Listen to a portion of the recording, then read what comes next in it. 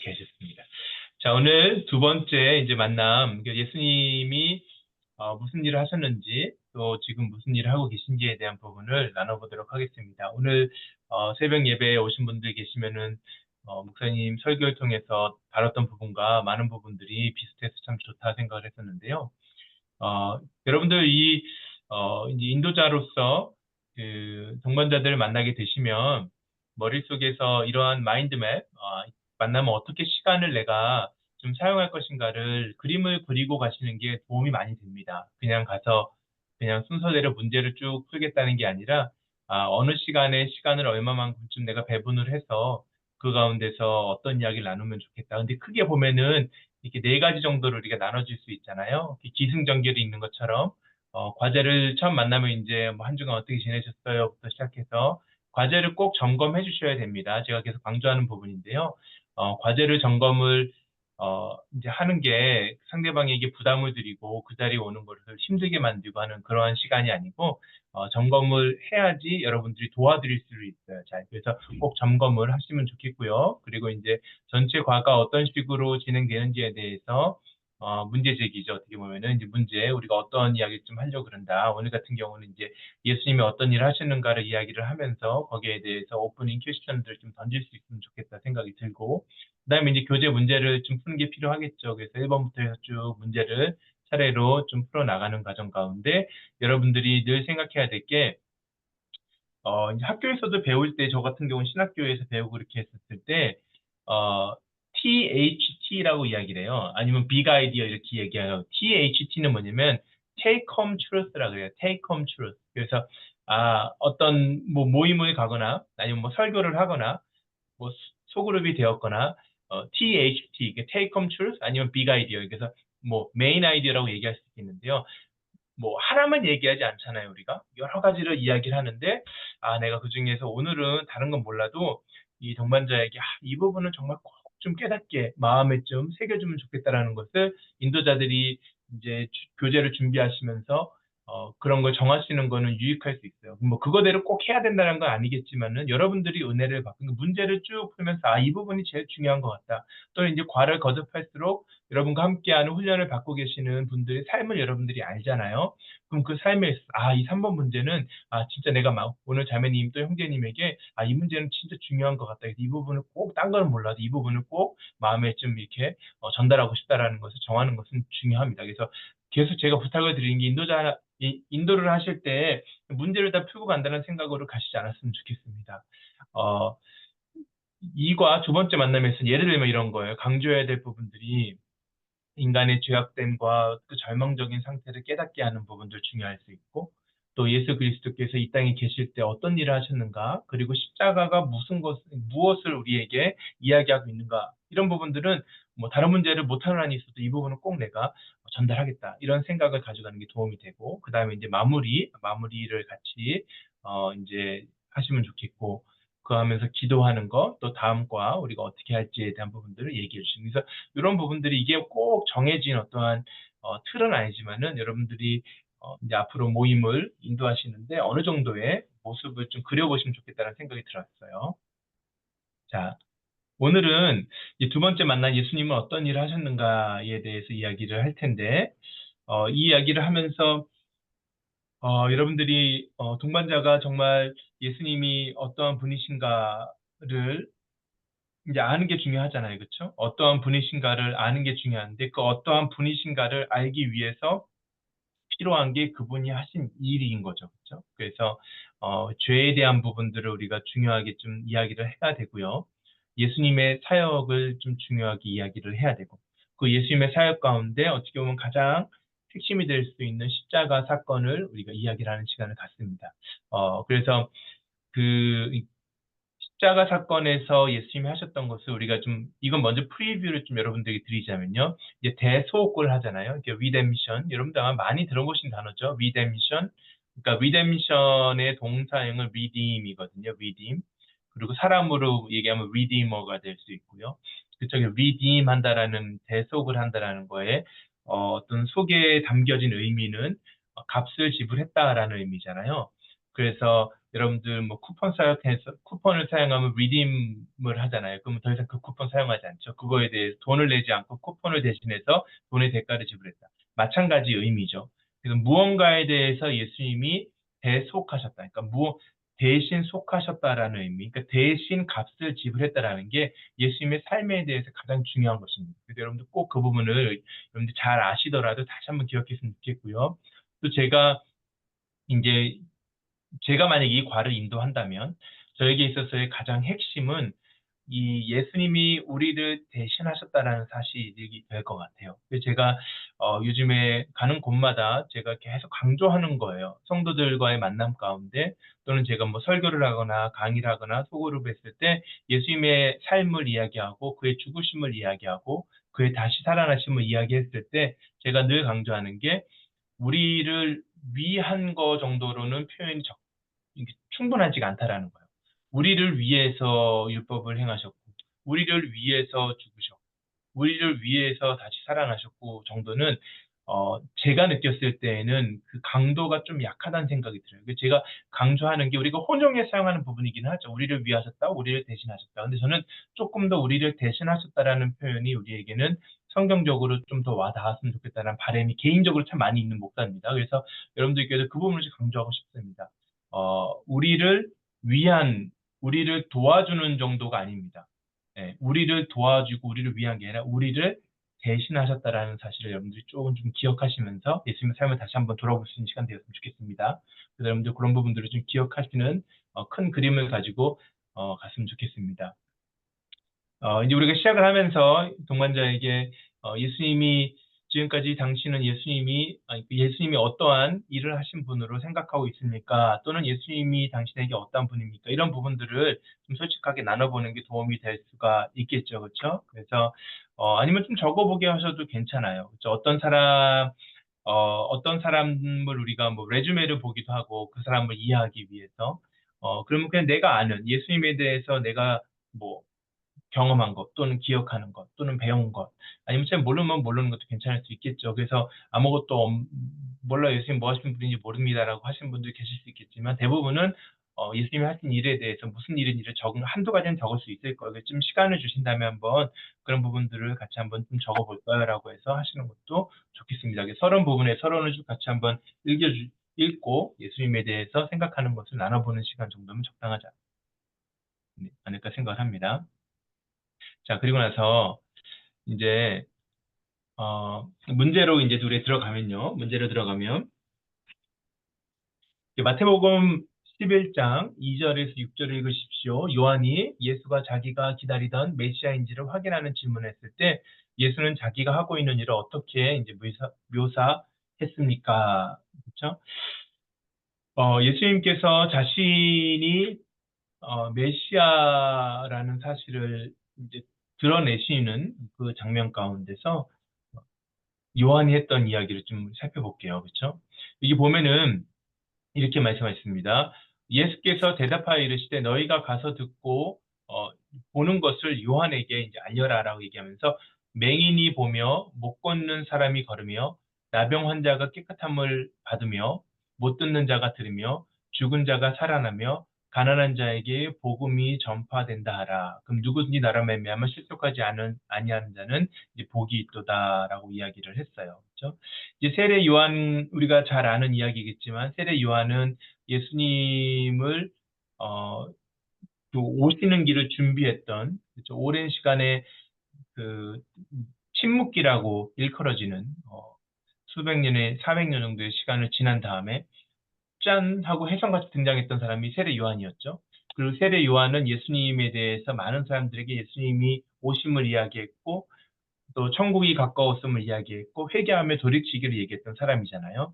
근데 그렇게 예수님을 바라보았던 사람의 삶 가운데 이제 예수님의 모습을 보면서 정말 예수님이 진짜 메시아인가를 그가 이제 감옥에 갇히는 일도 있고 여러 가지 그런 일이 있으면서 그 안에서 다시 한 번 더 스스로에게 질문을 해나가는 과정, 그렇죠?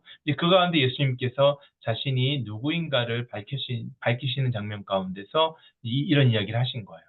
거기 보면 이제 치유에 대한 부분들이 나오잖아요. 그렇죠? 예수님께서 치유하신 것들이 나오기도 하고 또 여기는 기록되어 있지 않지만은 귀신을 쫓아내는 일도 일어나기도 하고, 또 기적을 베푸시는 것도 일어나기도 하고, 또 가르치고 이제 설교하시는 부분들도 일어나고 있죠. 특별히 이 마태복음에서만 우리가 좀 집중을 해보자면 예수님이 하셨던 일들의 문자적인 의미를 우리가 첫 번째로는 좀 생각을 해야 되고, 그리고 그 문자적인 의미에 담아져 있는 영적인 의미를 우리 생각해 볼 필요가 있겠죠. 그러니까 예를 들어서 눈먼 자가 눈을 뜨게 했다라는 것은 문자적으로는 실제로 보지 못했던 사람이 다시 시신경이 돌아오고 내가 볼 수 있게 된 것을 의미합니다. 그러나 그것이 영적인 의미를 봤었을 때에는 영적으로 보지 못했고, 그러니까 영적으로 보지 못한다라는 것은 영적으로 내가 하나님의 존재에 대해서 깨닫지 못하고, 하나님이 하시는 일에 대해서 생각하지 못하고, 하나님의 나라를 경험하지 못하는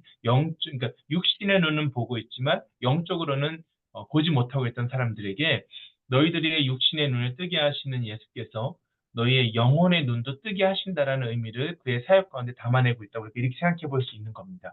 다른 부분들도 마찬가지죠. 걷지 못하는 사람, 또 나병 환자들이 깨끗함을 얻는 그런 모든 과정을 통해서 듣지 못하는 자도 마찬가지고 죽은 자도 마찬가지고요. 그런 것을 통해서 우리는 영적으로 죽어 있고 영적으로 상해 있는 우리가 예수님으로 인하여서 회복되고 있음을 우리가 볼 수 있죠. 이 부분은 그 이사야서 61장 우리가 메시아장이라고 이야기하는 부분이잖아요. 이사야서 61장을 보면 이렇게 기록하죠.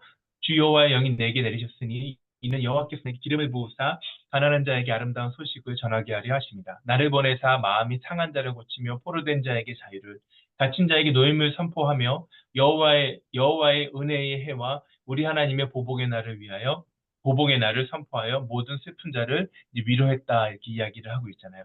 이 예언되었던 우리 오늘 새벽 설교에서 담임 목사님이 유홍영 목사님이 얘기하셨던 것 가운데 예수님의 탄생이 구약 성경을 이룬 성취가 되었다라는 거를 우리가 같이 배우지 않았습니까? 그러니까 예수님의 탄생도 예언되었던 것의 성취였고 그가 하신 일 또한 예언되었던 것의 성취입니다. 그렇기 때문에 예수님의 탄생, 예수님이 하신 일, 그리고 예수님이 죽으신 것, 그리고 이제 아직 이루어지지 않은 예언, 예수님이 다시 돌아오신다라는 것은요, 지금까지 예수님의 전 인생을 우리가 보았을 때 모든 삶이 미리 하나님께서 하신 약속을 이루신 거였잖아요. 그렇기 때문에 하나 남은 예언, 다시 돌아오시는 것도 우리가 신뢰할 수 있다. 우리가 이렇게 결론 내릴 수 있는 부분이죠. 그래서 우리가 이제 1번 문제를 통해서는요, 마태복음에서 요한이 예수가 자신을 가리켜 메시아인 것을 확인하는 질문을 했을 때 자기가 하고 있는 일을 어떻게 묘사하고 있는가? 라고 했을 때 아픈 자를 고치는 부분들, 또 천국 복음을 전파하는 일들, 또 귀신을 내쫓는 일들, 이러한 것들을 통해서 예수님은요, 예언되었던 예수님의 삶을 실제로 그가 살아냄으로 말미암아 그 약속을 성취하고 계시는 모습으로 자신을 표현하고 있다. 이렇게 생각해 볼 수 있는 거죠. 그렇죠? 그래서 예수님의 어떤 이러한 이사야서 말씀 또는 마태복음 또는 예수님이 무슨 일을 하셨는가를 우리가 적어봤잖아요. 그런 것 가운데서 가장 나의 마음 가운데 이러한 일들은 참 나의 마음 가운데 와 닿는다. 또는 내가 경험했던 일이다. 이런 것이 있다라면 예수님이 하신 일들 가운데 또는 내가 앞으로 나는 예수님의 이러한 일을 나도 한번 경험해보고 싶다라는 게 있다라면은 그런 부분들을 1번 문제를 마무리하면서 같이 나눠보는 것도 좋겠다 생각이 들어요. 그래서 나눔 질문으로는 예수님이 하셨던 일들 가운데 내가 경험했던 것이 혹시 있는지 또는 내가 경험하고 싶은 것이 혹시 있는지 아니면 내 마음 가운데 참 이런 부분들은 참 좋다라고 느껴지는 부분들이 있는지를 함께 1번과 나눠보시는 것도 좋겠다 생각이 들어요. 자, 그리고 예수님께서 이제 다음 질문을 같이 보면 예수님의 제자였던 마태가 예수님의 사역을 또 어떻게 묘사하고 있는가? 그러니까 1번과 이어지는 이제 내용이죠. 그래서 이제 세 가지 우리가 teaching, healing, evangelism. 그래서 이제 우리가 이걸 THES 더, 그죠? 정관사 더 이렇게 우리가 많이 합니다. 예수님께서 온 갈릴리를 두루 다니사 그들의 회당에서 첫 번째로는 이제 가르치셨다. 그렇죠? 가르치셨다. 두 번째로는 천국 복음을 전파하셨다. 그리고 백성 중에 모든 병과 약한 것들을 고치셨다. 그러니까 가르치시고 전파하시고 고치시고. 그렇죠? 가르치시고 전파하시고 고치시고. 이게 이제 앞에 나왔던 우리 요한의 이야기 가운데도 담겨지는 부분적으로 담겨지고 있고 이사야서에서도 나타나는 부분이죠. 중요한 것입니다. 회당에서 많은 사람들에게 하나님의 말씀을 가르치셨어요. 그러니까 하나님의 말씀을 가르치셨다라는 것은요, 어떻게 살아야 되는지에 대해서를 알려주시는 거라고 우리가 생각할 수 있겠죠. 그렇죠? 어떻게 내가 살아가야 되는가. 그러니까 많은 사람들이 각자 소견에 오른 대로 자기가 뜻하고 내가 원하는 대로 살아가고 있지 않습니까? 그런 가운데서 그 삶이 참된 어떤 의미 또는 가치를 갖고 있는 삶이 아니라는 것을 예수님께서는 가르치셨다라는 것입니다. 그러니까 이러한 예수님의 하신 일들이 오늘날 우리의 삶 가운데도 그대로 예수님을 닮아가는 모습 가운데 또 드러나는 것이 필요하다고 생각이 들어요. 예수님께서 이걸 제자들에게 보여주신 거잖아요. 자, 그리고 우리가 우리가 아는 대로 천국 복음을 전파하신 거죠. 그렇죠? 그래서 예수님을 모르는 자들, 하나님의 나라를 모르는 사람들, 하나님이 얼마나 좋은 아버지이시고 지금도 그 집 나간 자녀들을 기다리고 계신다는 사실들을 몰랐잖아요. 그래서 그런 사람들에게 천국 복음하신 겁니다. 복음을 전하는 일을 하셨어요. 그리고 백성 중에 모든 병과 약한 것들을 고치시는 것. 뭐 이거는 오늘날에도 이게 가능하냐, 가능하지 않냐를 물어봤을 때 가능합니다. 가능하죠. 지금 하나님께서 병을 고치시는 분이라고 저는 늘 믿고 있습니다. 하나님께서 사람의 손을 통해서 고치실 수 있죠. 이 병을 고치신다는 것이 뭐 병원 가지 않고 기도로 병 낫는다. 이런 것을 말하는 것이 아니고 하나님께서 우리에게 하시는 모든 일들 가운데는 이런 회복의 역사가 있어요. 네, 우리 육신의 질병도 마찬가지입니다. 이 땅에서 우리가 병들고 결국은 아프게 되고 죽게 되고 이렇게 되는 결과는요.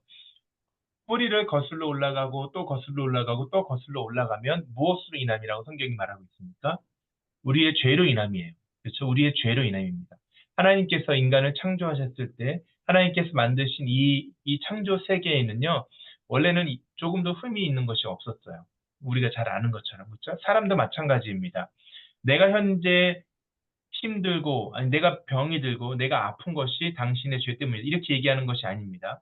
우리가 아픈 것에 대한 그 직접적인 원인을 우리가 모르죠. 모릅니다. 내가 병 걸린 게 유전적으로 병이 있을 수도 있는 것이고, 몰라요. 그리고 아픈 상태로 태어난 사람들도 있지 않습니까? 뭐, 그게 우리의 죄와 관련됐다고 얘기할 수 있는 사람은 아무도 없고, 예수님도 그렇게 말씀하시지 않으셨잖아요. 자, 그럼에도 불구하고, 그러면 이 모든 우리가 겪고 있는 고난의 원인, 왜 우리가 그러면은 아픈 상태로 태어나게 되며 왜 우리가 어떠한 상황 가운데 우리는 병을 얻게 되는가를 봤었을 때 결국에 제일 처음 시작점으로 돌아가게 되면 그때는 하나님께서 만드신 창조 원리에서 죄가 들어옴으로 인하여 이 모든 것들이 타락한 세상 가운데 망가졌다라는 거예요. 그렇죠? 그렇기 때문에 그 안에서 우리의 고통과 고난과 눈물과 아픔이 시작이 된 것입니다. 그리고 죄의 삭시 사망이었다라는 사실에서 우리는 무엇을 알 수 있습니까? 죄가 있는 우리의 삶이 언젠가는 죽음을 향하여서 나아가는 삶이 되었다라는 것이에요. 자, 그럼 우리가 이것을 이야기했을 때 병을 고치시고 약한 것을 고치신다라는 것을 우리가 생각했을 때에 이것은 모든 것에 대한 회복의 메시지를 우리가 이해할 필요가 있다라는 거예요. 예수님을 만나게 되면 우리의 영혼이 회복됩니다. 또 예수님의 능력으로, 예수님의 이름의 능력으로 실제로도 병든 자가 병을 낫는 것을 오늘날에도 경험할 수 있습니다. 그러나 이것은 궁극적으로 우리가 생각했을 때 이러한 모든 것들이 예수님 안에서 언젠가는 완전하게 다 회복될 것이라는 것을 우리가 소망할 수 있는 거예요. 그래서 오늘도 지금 장례가 있고 그런데 계속 어제도 제가 장례 다녀왔거든요. 그러니까 장례가 계속 있잖아요. 그러면 다 슬픔이 있죠, 우리 안에. 그러니까 병으로 돌아가신 분들, 연로하에 돌아가신 분들, 뭐 다양한 이유로 우리가 어쨌든 간에 이 세상을 떠나게 되는데 그것이 우리의 삶의 끝이 아니고 그렇게 우리가 육신의 한계를 가지고 이 땅을 살아가다가 결국은 그 육이 죽었을 때에 그것을 고치시는 하나님을 우리는 반드시 경험하게 된다는 거예요. 그리스도 안에서. 이러한 것들이 여기서 고치신다는 가운데 회복으로 이해가 돼야 됩니다. 우리가 나중에 천국 가고 하나님 나라에 가게 되면 그리고 나중에 이제 우리가 부활하게 되면 이러한 모든 병과 약한 것으로부터는 완전하게 자유해질 때가 와요. 고침을 받는다라는 것입니다. In Christ, 그리스도 안에 있을 때. 그래서 그 부분을 예수님께서 우리에게 보여주신 거예요. 보여주신 거예요. 어떻게 살아야 되는지, 또 천국 복음, 하나님 나라의 기쁜 소식을 우리에게 전하시고, 그리고 그 나라 안에 우리가 속했을 때에 뭐 이 땅에서도 마찬가지지만 궁극적으로 우리가 완전하게 회복될 그 날을 말씀해 주셨습니다. 그게 예수님께서 우리에게 보여주신 것입니다. 예수님이 하시는 그 모든 사역들은요, 완성될 하나님 나라의 모형이다라고 이야기해요. 그래서 성경에서 예수님의 우리 삶을 봤을 때, 그리고 성경 전체를 보면요, 우리가 그 이미 그리고 아직이라는 표현을 많이 써서 우리가 이 어떻게 보면은 역사적이고 좀 모순적으로 느껴질 수 있는 우리의 상태를 표현합니다. 그러니까 영어로는 already but not yet 이거죠, 그죠? already. 그러니까 우리는 이미 회복이 된 것이에요. 제가 그래서 그러한 좀 재미난 이게 뭐 아주 정확하지 않을 수 있지만요, 그러한 이야기를 해요. 어, 저희 집에 이제 아이들이 이제 셋이 있잖아요. 셋이 있으면 얘네들이 크리스마스 시즌이 되면 이제 집에 추위가 있으면 그 밑에 선물을 이렇게 갖다 놓거든요. 그럼 선물을 다 포장해서 갖다 놓잖아요. 그러면 이제 저희들 이제 아이들이 이제 자기 게 뭔지 알아요, 대충. 그러면 얘네들이 하루 종일 그 하루 종일이 아니라 1년 내내 뭐 가고 싶은 걸 얘기를 하잖아요. 그러면 이제 그때 이제 우리가 그 선물을 사서 포장해서 두면 아이들이 그 선물이 자기 건 거 알아요. 그렇죠? 근데 그 선물을 지금은 아직 열지 않았죠. 그러니까 이 애매한 스테이지에 애들이 살아가고 있는 거예요. 그래서 기분이 좋아요. 생각해봐봐. 기분이 좋으면서 완전히 그걸 fully 오픈해서 놀지 못하니까 그때를 또 기다리고. 그런 상태, 약간. 우리가 예수를 믿는다라는 게요, 좀 아주 똑같진 않지만은 already but not yet. 그죠? 우리가 이 하나님 나라에 대한 모든 소식들을 우리가 또 병고침을 받고 우리가 완전히 나음을 입고 회복되는 그때를요, 하나님이 이미 우리에게 그리스도 안에서 주셨다라고 얘기해요. 우리 그 이미 받은 겁니다. 우리의 것이 되었습니다. 개런티예요, 개런티. 아이들에게 부모가 사준 선물은 얘네 거예요. 뭐 다시 줬다가 뺐고 말 안 들으니까 너 여기 뺐을 거 이렇게 안 합니다. 얘네 거예요. 근데 그 포장지 안에 있는 그 선물 얘네들이 볼 때마다 이거 빨리 열고 싶은데 아직 그날이 안 왔으니까 못 여는 그 상태 있잖아요. 그렇죠? 그러나 얘네들은 생각할 때마다 내 거니까 안심해요. 이건 더 이상 없어지는 게 아니에요. 이미 내 거야. taken. 내가 이거 가진 거야 생각한단 말이죠. 마찬가지로 예수 안에서 하나님 주시는 그 수많은 좋은 것들, 아름다운 것들, 선한 것들은 이미 우리 거예요. 이미 우리에게 주어진 것입니다. 그러나 이것을 완전하게 우리가 누리는 날까지는 조금 시간이 남았죠. 그렇죠? 그래서 already 이미 주어진 것, but not yet. 그러나 아직 우리의 완전한 것이 되지 않은 상태를 우리가 살아간다라고 성경은 우리의 이 땅에서의 시간을 이야기합니다. 그런 면에서 예수님이 하셨던 것들은요, 완전히 이루어진 그 모형에 대한 부분들을 우리에게 보여주고 있다는 것을 여러분들이 같이 나눠보시면 좋겠다는 생각이 들어요. 자, 그래서 여러분들 이 예수님이 하셨던 가르치고 전파하고 고치는 일이 혹시 우리 교회 안에서도 잘 이루어지고 있다고 생각되는지 한번 고민해 보시면 좋을 것 같고, 또는 여러분의 개인의 삶을 통해서 여러분들은 가르치고 전파하고 고치는 삶을 살아가고 있는가? 또는 우리의 가정이 가르치고 전파하고 고치는 삶을 살아가고 있는가? 이런 부분들을 한번 우리 동반자랑 나눠보시면 그것도 유익하겠다는 생각이 듭니다. 자, 계속해서 예수님이 하시는 일을 좀 우리가 살펴보면요. 예수님께서 공생에 함께 더불어 사는 삶을 이제 살아가셨다라고 성경이 이야기하죠. 이 3년의 시간 아닙니까? 3년의 시간 동안에 예수님께서 제자들과 함께 동고동락을 하셨습니다. 어떠한 모습으로 누구와 함께 지내셨는가? 이제 말씀 3개 구절을 한번 찾아서 이야기를 이제 하게 되는데요. 3개를 보면 이제 마가복음 2장 15절, 그리고 또 마태복음 8장 5절, 누가복음 19장 5절에서 예수님께서 어떻게 지내시는지를 이렇게 기록을 하고 있어요. 마가복음 2장 15절 보면 어떤 내용이 있습니까? 많은 세리와 또 죄인들과 함께 앉아서 식사하시고 계시는 모습이 있죠. 자, 일단 이거부터가 상당히 충격적인 이야기예요. 네. 이 많은 세리들과 죄인들과 예수님이 식사를 하셨다는 것 자체가 유대인들의 사고방식에서 식사를 한다라는 것은 내가 친구가 될 수 있다라는, 또 나와 동등한 자격이 있다라는 것을 의미했습니다. 왜 우리 한국도 뭐 예전에는 뭐 남녀가 겸상하지 않았다 이런 얘기, 종과 주인이 겸상하지 않다 이런 거 있잖아요. 우리가 신분 제도가 있었고 남녀의 차별이 있던 시대가 있지 않았습니까? 우리 역사 가운데도 마찬가지입니다. 유대인들도 그랬어요. 그래서 예수님께서 이 세리들은 이 매국노라고 그때 이제 로마에 이렇게 붙어가지고 유대인들을 힘들게 했던 사람들이니까 삭개오 같은 사람들 안 좋아했습니다. 너무너무 사람들이 싫어했던 죄인들 마찬가지죠. 죄를 지었다라고 그러니까 여러분 생각해 보세요. 죄인들이라고 불려진다라는 사람들이 있다고 생각해 보세요. 그러니까 이게 우리가 나는 죄인입니다. 우리 모두가 죄인입니다. 이게 아닙니다. 진짜 죄인이에요, 죄인. 동네 사람들이 저 사람 죄인이야 라고 얘기하는 그 부류라는 거예요. 네. 그러니까 그 사람들과 함께 예수님께서 계신 거죠. 그러니까 예수님께서 함께 생활했던 사람들의 모습이 여기서 사실은 우리에게는 좀 충격적으로 드러나는 것이 원래는 맞아요. 마태복음 8장에서는 또 어떠한 사람들과 같이 있었는가? 예수님께서 가버나움에 들어가시니 한 백부장이 나와서 이제 강구했다라는 표현이 이렇게 있습니다. 예수님께서 함께 보냈던 이 백부장은 누구였어요? 네, 백부장 이방인이었죠, 그렇죠? 이방인의 백부장이 함께 그 자리에서 어, 대화하고 또 함께 교제했던 이런 시간들이 있었다라는 거예요.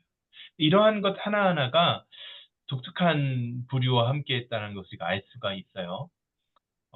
아픈 사람들도 있었을 것이고 누가복음 19장 5절에서는 삭개오 우리가 유명한 그 삭개오의 이야기가 나오잖아요. 자, 그러니까 예수님께서 함께 시간을 보냈던 이 모든 사람들은 우리가 익히 알고 있는 것처럼 소외된 사람들, 사람들에게 이렇게 호감이 없었던 사람들, 뭐 강도들, 손가락질 받는 사람들, 뭐 이런 사람들과 함께 했다라는 거. 천해 보이는 사람들. 그렇죠?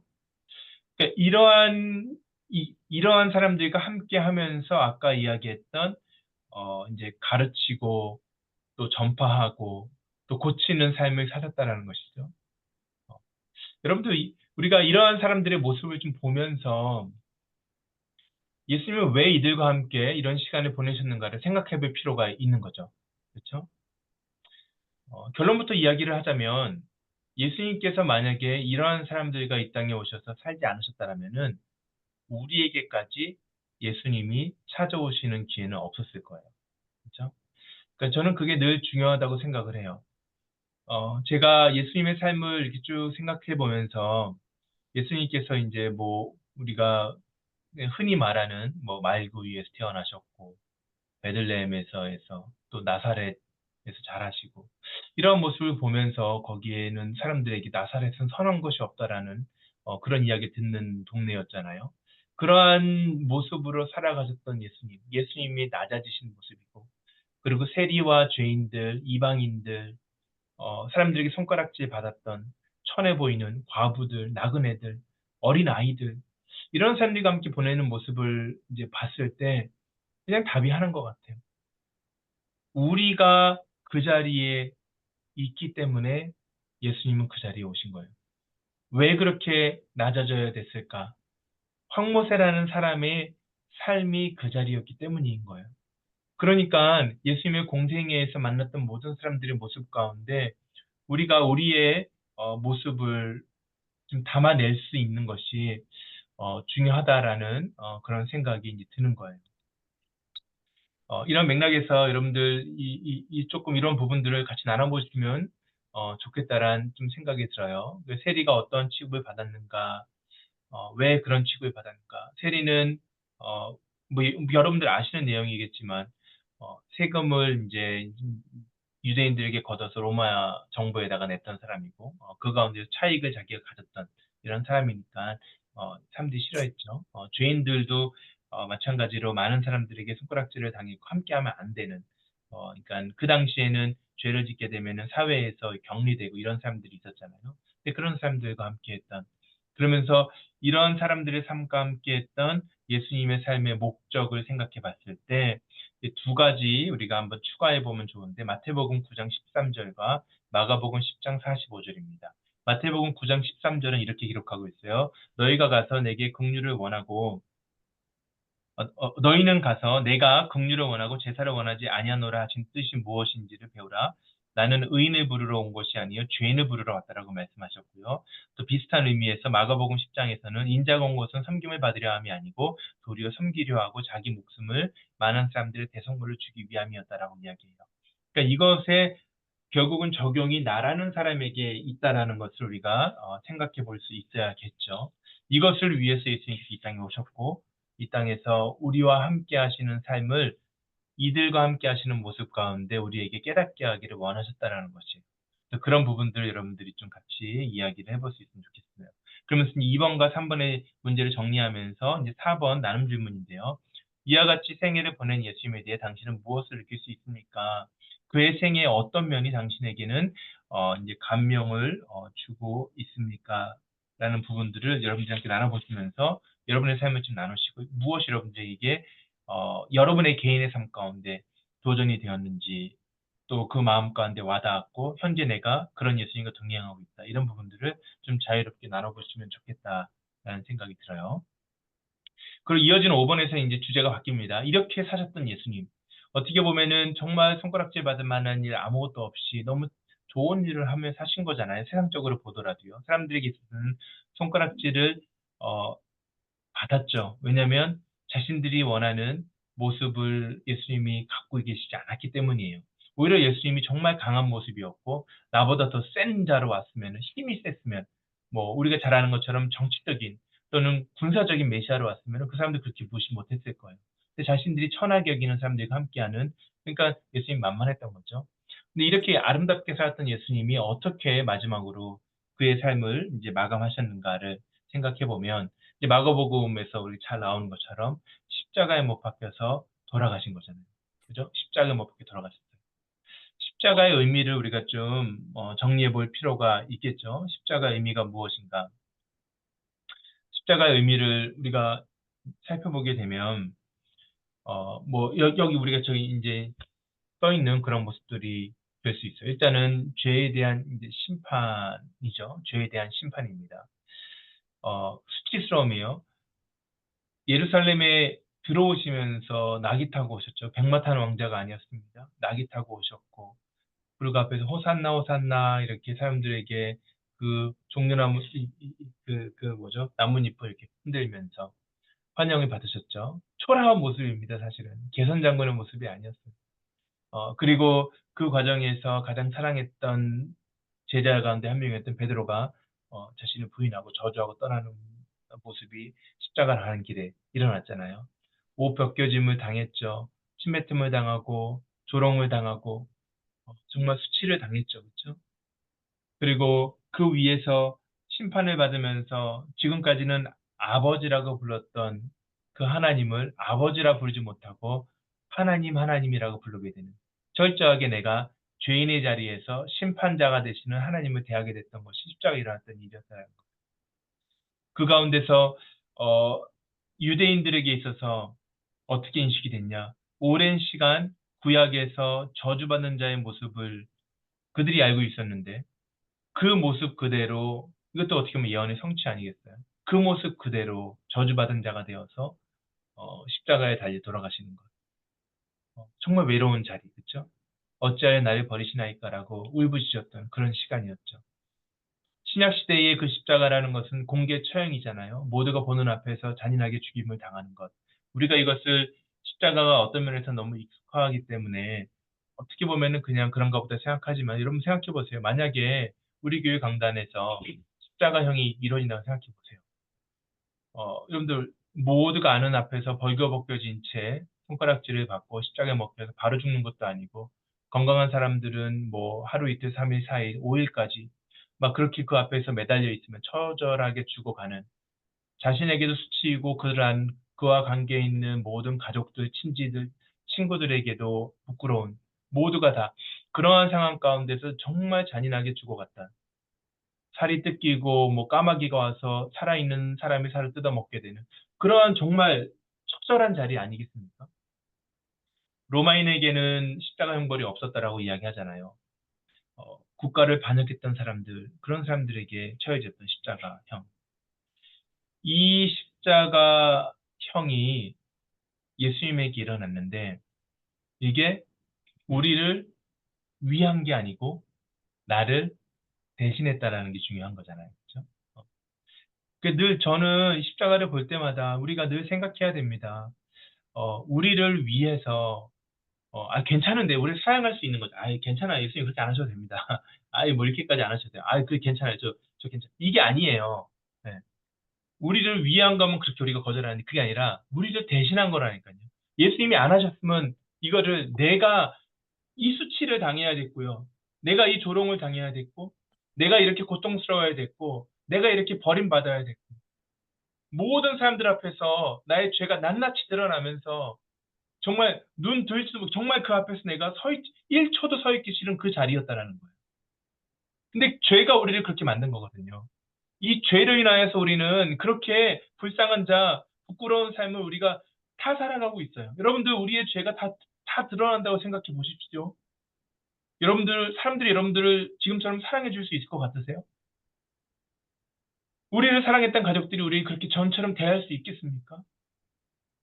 죄라는 것은 그런 것입니다. 모든 사람에게 버림을 받는 자리가 죄의 결과죠. 하나님께도 버림을 받아야 되는 자리가 죄의 결과였어요.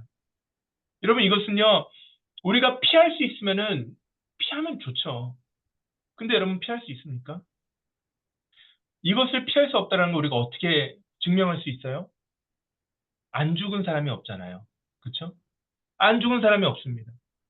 나 죄인 아닙니다. 나 이렇게 잘못한 사람 아니에요. 나 이 정도면 착한 사람입니다. 라고 얘기하는 사람도 있습니다. 맞아요. 근데 그런 사람 다 죽지 않습니까? 죽음이 증명하는 게 뭐예요? 우리 모두가 심판을 받고 있다는 사실이에요. 그러니까 예수를 믿든 안 믿든 여러분 그거는요. 어떻게 보면은 어, 죽음 앞에서는요. 뭐 우리가 예수님 안 믿으니까 하나님 모르니까 나는 내 힘으로 이게 다 의미가 없어져요. 예수님 예수님이 우리를 대신하여서 죽으셨다는 것이 나에게 상관이 있어야 되는 이유는요. 나도 죽기 때문에 그렇고요. 모든 사람이 다 죽기 때문에 그래요. 그러니까 우리의 죽음은 이러나 저러나 나라는 한 존재가 성경의 성경의 원리 안에서 성경의 세계관 안에서 우리가 봤었을 때는요. 우리 모두가 다 죄가 있다는 거예요. 오케이. 그러면 성경 자체를 우리가 아예 믿지 않고 성경을 아예 버린다. 예. 나는 성경 자체를 안 믿겠다라고 생각하는 그런 사람들에게 있어서 죄를 설명하기 어렵죠. 네, 맞습니다. 죄를 설명하기 어렵습니다. 예수님이 하신 일을 설명하기 어렵습니다. 근데 그러한 누군가에게도 우리가 도전할 수 있는 건 그거예요. 도전할 수 있는 거. 형제님, 자매님, 이 땅에 한번 태어나서 안 죽은 사람이 있었나요?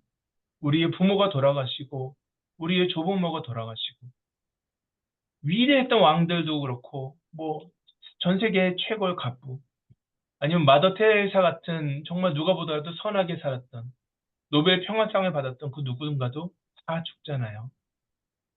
근데 한 번 정도는 우리가 그럼 왜 죽는가에 대해서 생각해 봤을 때 성경은 세상에서 죽음에 대해서 죽음을 원인을 얘기하는 종교는 하나도 없는 거 아시죠, 여러분? 왜 죽는가에 대해서 얘기할 수 있는 종교가 없습니다.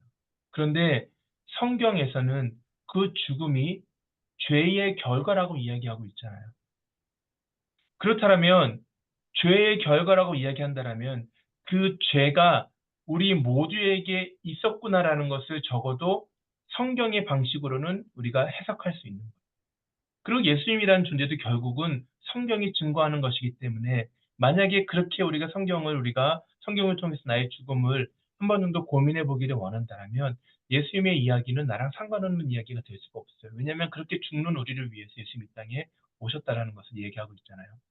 자, 십자가라는 것은요, 그래서 이렇게 처절하게 하나님 앞에 버림을 받고 죽었어야 되는 죄의 결과를 예수님께서 우리가 피할 수 있는 것을 괜히 억지로 한 게 아니라 예수님이 대신하여서 그 자리에 계셨다는 사실을 이야기합니다. 자, 보충 질문으로는요, 나무에 달린 자가 하나님께 저주받았다라고 이야기하는데 예수님이 그러한 저주를 받은 자였습니까? 뭐, yes, 이렇게 이야기할 수 있죠. 왜 그런 죽음을 당하셔야만 했습니까? 여기 나와 있는 질문들을 통해서 우리를 대신해서, 어, 죄의 값을 치르기 위해서 또 생명이 피해 있기 때문에 이러한 이야기를 우리가 해볼 수 있겠죠. 예수님께서 그 죽으심에 대해서 어, 생명을 찾으신데 이 피를 어디서 찾으셨는가는 이 생명을 어디서 찾으셨는가.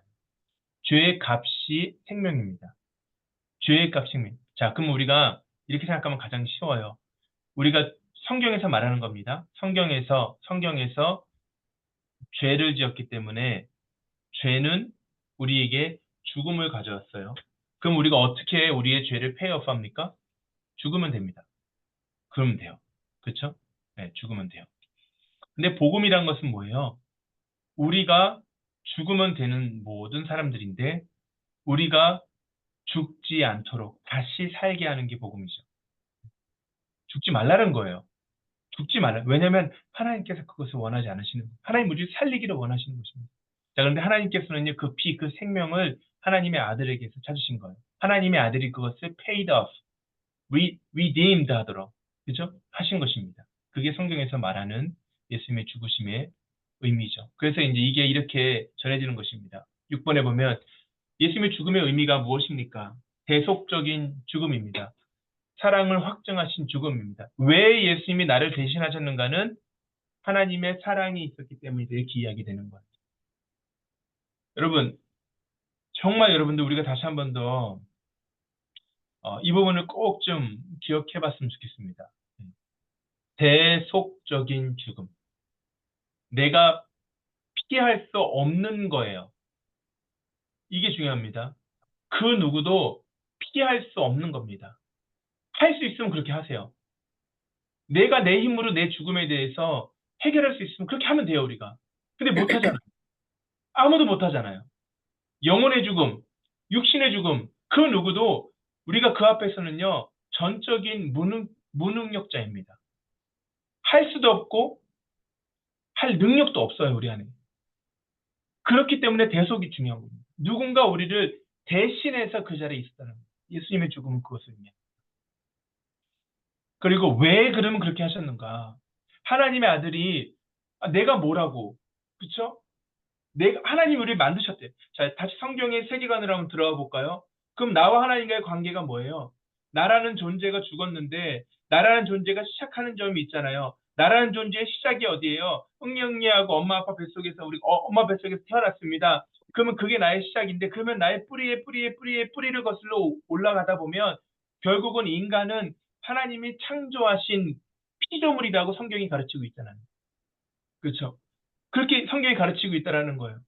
근데 그럼 하나님은 피조물을 만드신 거잖아요. 내가 만든 무언가를 위해 내가 죽는다라는 것처럼 그냥 뭐 이건 상식의 선이 아니고요. 그냥 말이 안 되는, 그쵸? 일어날 수 없는 일이죠. 불가능한 일이죠. 근데 그렇게 하셨다라는 게 성경의 세계관 아닙니까? 성경은 한 사람이 그 인생을 통해서 그가 죄인이었고 그렇기 때문에 그 사람은 죽게 되었다라는 것을 말해요. 죄로 인하여 죽게 되었다. 기분 나쁘죠? 그렇죠? 기분 나빠요. 맞습니다. 죄로 인하여 죽게 된 건 기분 나쁩니다. 그런데 그 사람의 시작은 창조에 있는데 창조하신 그분께서 자신이 창조한 한 대상을 위해서 이 땅에 대신 죽으셨다라는 거예요. 그게 대속의 의미죠. 그러면 왜 그렇게 했는가? 성경에서는 그것이 하나님의 사랑의 확증이라는 것입니다. 하나님의 사랑이었다는 거예요. 사랑으로 창조하셨고 사랑으로 죽으시고 사랑으로 구원하시는 것. 이게 성경이 말하는 성경의 세계관입니다. 이것이 누군가의 삶 가운데 불필요하다라고 말할 수 있냐라는 거예요. 이게 어떻게 필요하지 않는 거가 될 수 있겠냐는 것이죠. 예수님의 죽으심을 생각을 하면 우리의 삶 가운데 하나님의 사랑이 보여져야 되는 것입니다. 제가 여기 적은 것 좀 어려워 보이는 이것 좀 제가 간단하게 얘기해 볼게요. 형벌 대속적 관점. 그 패널 substitution이거든요. substitute 한다라는 것은 대신하는 것을 말하잖아요. 형벌로 대속했다는 관점은요.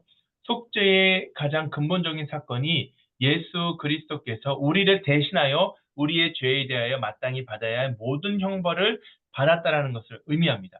예수님의 죽음은요. 우리를 대신하여서 죄에 대해 받아야 될 모든 형벌을 다 받으신 것입니다. 그렇기 때문에 속죄에 따른 다른 모든 혜택 또는 결과가 이 예수님이 대신 받으신 형벌의 닻을 내리고 있다라고 이야기를 하는 거예요. 그러니까 예수님의 죽으심이 있었기 때문에 그 죽으심으로 인하여서 우리의 죄가 완전하게 해결이 되었고, 죄가 완전히 해결이 되었을 때에 우리가 얻게 되는 모든 유익한 것들이 우리에게 적용이 되고 있음을 이 죽으심 앞에서 깨달아야 된다는 것이 그 성경이 말하는 복음이거든요. 자, 그러면 죄가 무엇입니까? 5분만 더 얘기하고 잠깐 휴식을 갖도록 하겠습니다. 자, 죄가 무엇입니까? 여러분, 죄에 대해서 한번 여러분들 자유롭게 한번 적어볼 수 있도록 또는 이야기해 볼 수 있도록 해보시면 좋을 것 같아요. 여러분들도 한번 생각해 보세요. 만약 여러분 제가 한 번씩 마이크를 켜고 죄가 무엇입니까? 라고 물어보면은 뭐라고 답을 하시겠습니까? 뭐 불순종 이런 얘기 하실 수도 있고요. 뭐 하나님의 마음을 아프게 하는 거 이런 거 그냥 나라는 존재가 죄입니다. 이렇게 얘기할 수도 있고요. 다양한 이야기 하실 수 있겠죠. 성경에서 말하는 죄가 이제 무엇인지를 한번 좀 정리를 한번 해볼게요. 성경에서 말하는 이제 죄를 생각했을 때 죄의 기원 또 죄의 결과이 무엇인가를 한번 생각해보기 원합니다. 죄의 기원을 좀 우리가 보면요. 로마서에선 이런 이야기를 하죠. 죄는 한 사람으로 말미암아 시작되었다. 그렇죠? 한 사람으로 말미암아 죄가 세상에 들어오고 죄로 말미암아 사망이 들어왔다. 자, 이와 같이 모든 사람이 죄를 지었으므로 사망이 모든 사람에게 이르렀다. 여러분 이거 되게 중요한 말씀입니다. 어, 그 성경에서 죄를 이야기하는데 죄의 시작은 한 사람에게 있었고 그 한 사람 때문에 죄가 모든 사람에게 들어왔고 그걸 어떻게 알 수 있느냐? 사망을 통해 입증이 되는 겁니다. 그렇죠? 네. 세상에 죄가 들어와서 모든 사람에게 죄의 전염이 일어났다는 사실은 어떻게 할 수 있어요? 모두가 죽었다라는 것으로 증명하는 겁니다. 그게 성경에서 말하는 논리예요. 그렇죠? 그러니까 맞죠. 그러니까 적어도 성경 안에서 그러니까 성경을 우리가 보면요. 하나님을 발견하게 되고 하나님이 하신 일을 발견하게 되고 우리와의 관계를 발견하게 되고 지금 무슨 일이나 다 그걸 발견할 수 있잖아요. 성경적 세계관을 우리가 봤을 때 적어도 그 안에서는 무슨 일이 일어나지 않고 있어요. 그렇죠? 죄가 한 사람에게 와서 한 사람은 아담을 말하는 것이죠. 아담에게로부터 죄가 시작이 되었습니다. 그리고 그 죄가 세상에 들어와서 우리 모두에게 죄가 적용이 되었다라는 것을 알 수가 있어요. 이제 이 한 사람이라는 것 자체가 사실 우리가 상당히 기분 나쁜 이야기죠, 또. 나는 또 첫 번째 나는 아담을 본 적이 없다. 아담이 모른다. 이게 무슨 뭐 연좌죄도 아니고 우리 엄마가 잘못한 게 우리 아빠가 잘못한 게 나한테 그러면 그 책임을 묻고 있는 거냐부터 시작해서 다양한 이야기들이 나오지 않습니까? 이 원죄라는 것 앞에서는요. 근데 이제 우리 나중에도 또 기회가 되면 이야기를 하겠지만 그냥 가장 쉽게 생각하면 이렇습니다. 하나님께서 이것을 하나님이 가르치는 그 자리 안에서 하나님은 어, 제가 이제 리딩 지저스 지금 하고 있는데 그때도 많이 이야기를 했던 부분이에요. 하나님의 창조라는 것은요. 하나님의 나라가 생긴 거예요. 그렇죠? 우리 그렇게 이해를 해야 됩니다. 하나님의 창조라는 것은요. 하나님의 나라예요. 자, 성경의 이야기가 기분이 나빠요. 근데 일단 성경의 이야기가 기분 나쁜 거는 제가 동의할 수 있습니다. 왜냐면 나는 성경을 믿지 않고 성경은 나에게 상관이 없고 막 이런 생각을 할 수 있기 때문에 그래요. 자, 그런데 그럼 적어도 우리가 제안할 것은 뭐냐면 그러면 맞아요. 형제님 자매님 충분히 그럴 수 있습니다. 동의가 됩니다. 그런데 한 번만 성경 안으로 들어와서 성경에서 어떤 이야기를 하고 있는지 처음부터 생각을 해보면은 성경에서 왜 그렇게 이야기하는지가 적어도 이해는 될 수 있다라는 거예요. 그렇죠? 그러니까 그게 나의 이야기까지 오는데 시간이 걸릴지는 몰라요. 왜 우리가 맞는 이야기도 내가 받아들이는 시간이 걸리는 것처럼 적어도 그 자체가 아예 말도 안 돼. 이거 무슨 지금 때가 어때 이런 얘기를 해라고 얘기는 안 할 수 있게 우리가 대화를 해야 되지 않겠습니까?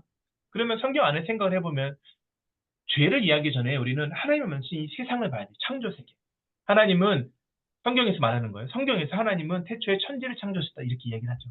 근데 그 태초에 천지를 창조하시고 우주 만물을 창조하시고 하나님의 모습을 담고 있는 인간을 창조하셨는데 이것은 하나님의 나라를 만든 거라는 거예요.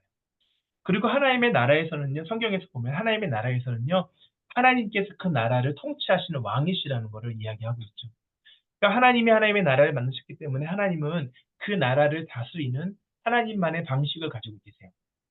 하나님만의 뭐 오늘날 우리 시대의 모습으로 이야기하면 하나님의 법이 있다라는 것이. 근데 거기에 대해서는요, 우리가 이렇다 얘기할 수 있는 입장은 아니에요. 성경에서 받았을 때는. 왜냐면 하나님이 하나님의 나라의 왕이 되시고 하나님의 나라를 만드셔서 하나님께서 그걸 통치하고 계시는 거니까요. 그 가운데 인간은 하나님의 통치를 받고 살아가는 존재로 창조가 된 것이에요. 그렇죠? 그런 상태로 우리 창조가 되어서 인간이 살아감에 있어서 하나님과의 깊은 교제와 사랑 안에서 행복하게 살도록 만들어진 존재였다는 것입니다.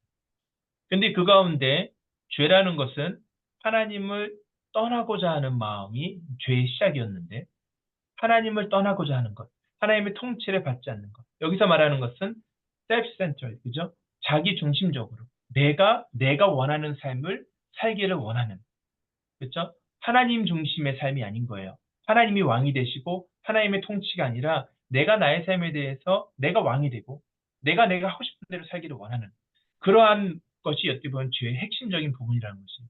그러니까 하나님이 하나님의 나라를 만드셨는데 그 가운데 어떠한 사람이 하나님의 나라로부터 반역해서 나는 나의 삶을 살기를 원한다라고 얘기를 하신 거예요.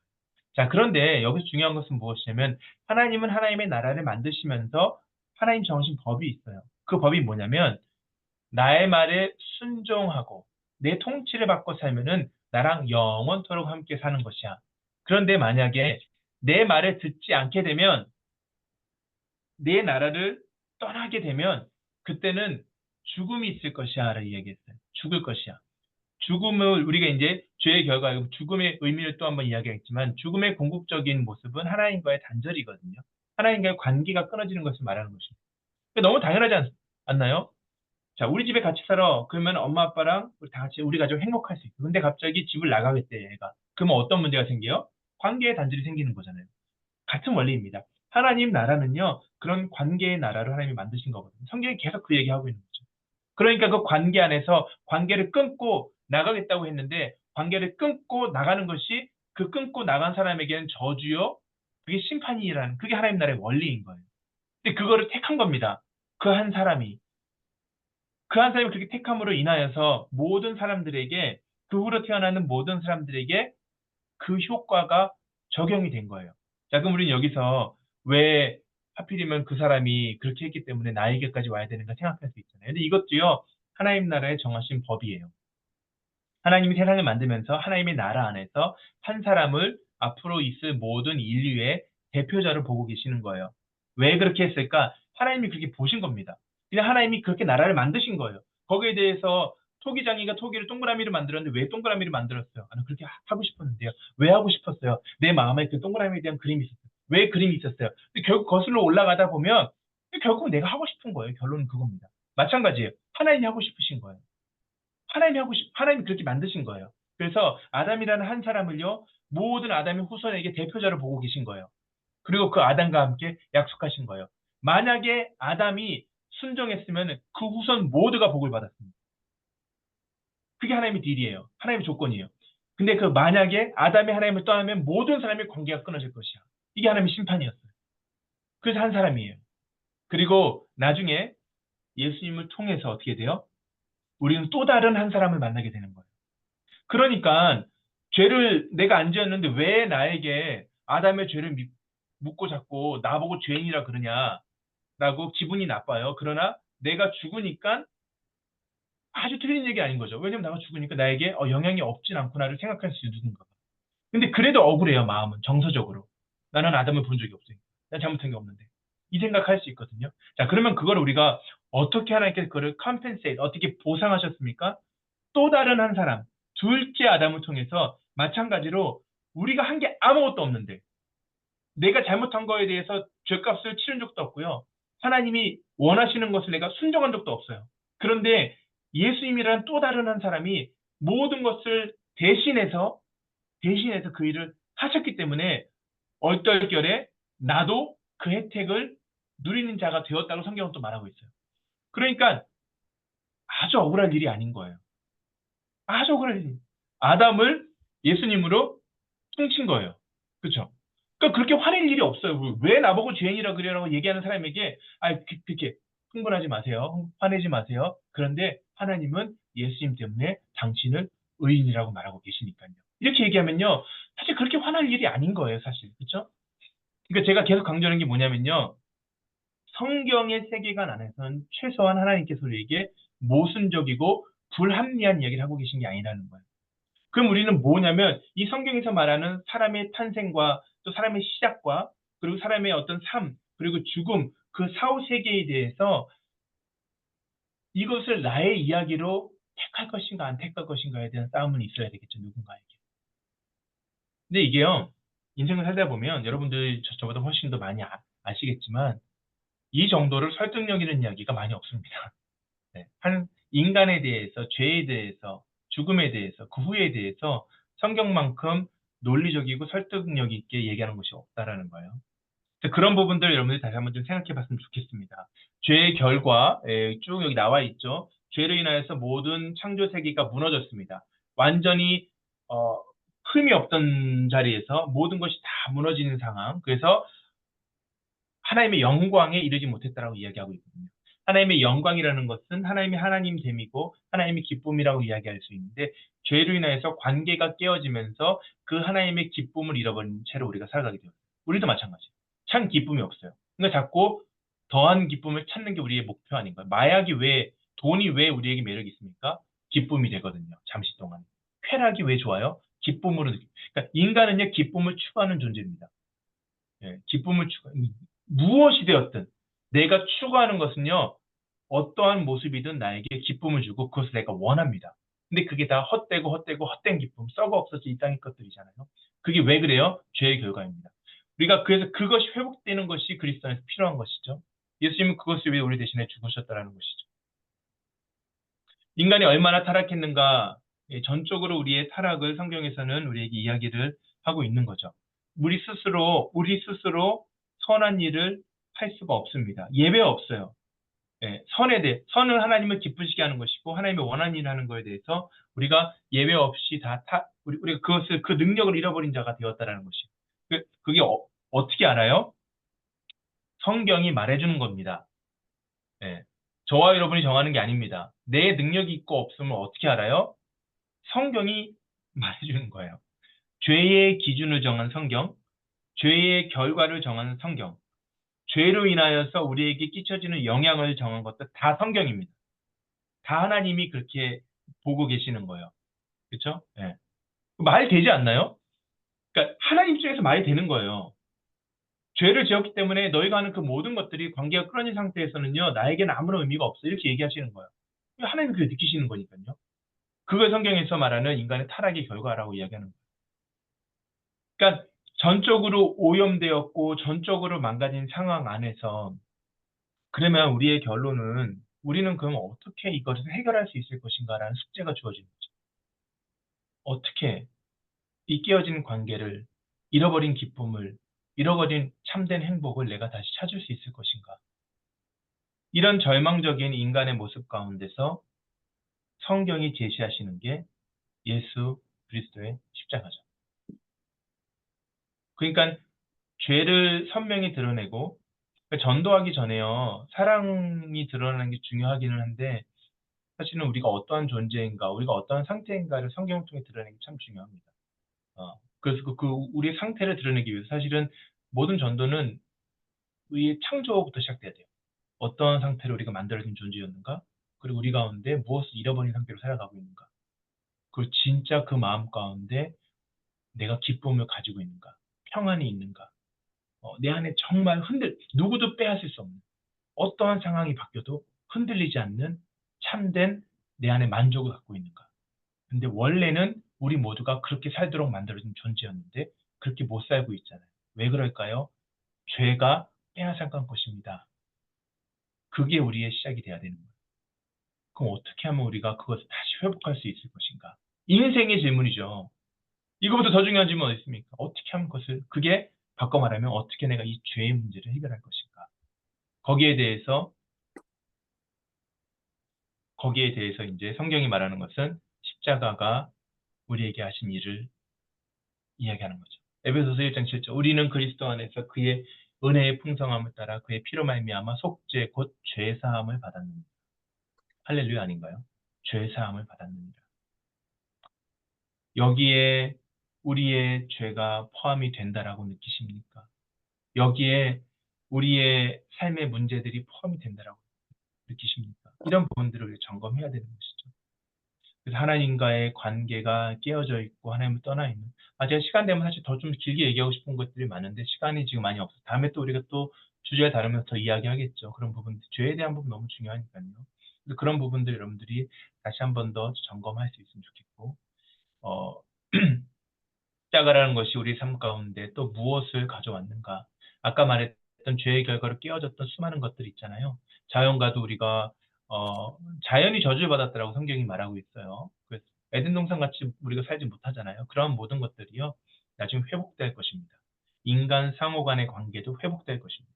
우리 이 땅 가운데서 그것을 경험할 수 있고 이 땅 가운데서 그것이 완전하게 우리 가운데 이루어지지 않는다 하더라도 여러분들 같은 우리 신자 크리스천들이 있잖아요. 크리스천들 가운데 우리의 마음은 원하지만 해결되지 못하고 세상을 떠나게 되는 관계들이 생길 수 있다고 생각해요.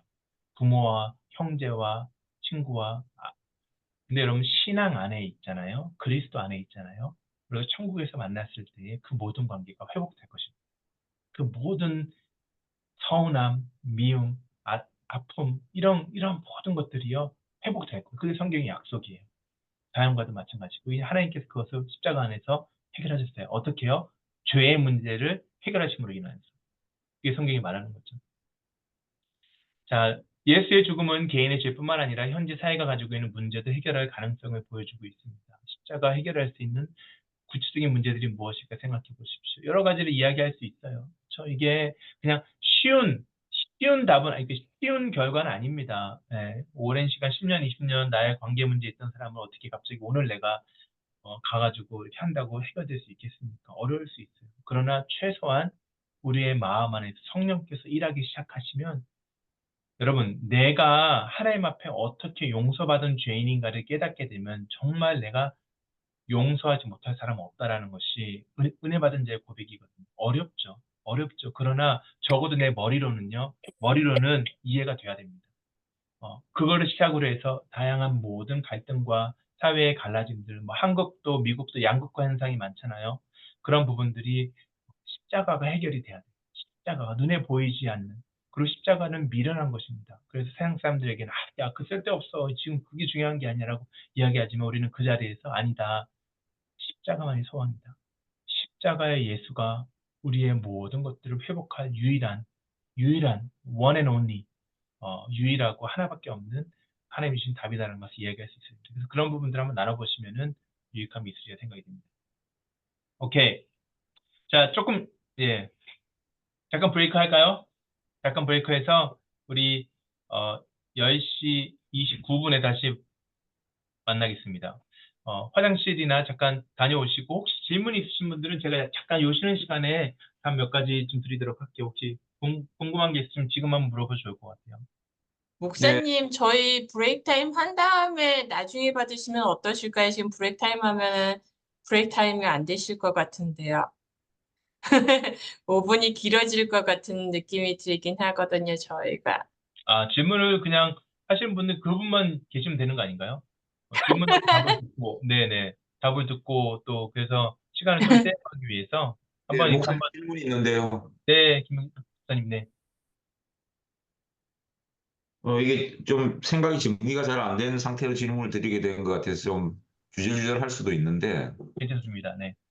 어, 예수님의 십자가 대속과 관련해서 네. 보면 네네. 이제 몇 가지 큰 이제 그 단어들이 떠오르는 게 뭐 일반은총, 특별은총, 네네네. 뭐 이런 부분 아니면 어떤 뭐 에베소서 1장 4절인가요? 그 네. 보면 우리를 택했다라는 이제 표현이 들어있는데 성경에서 보면은 맞습니다. 네.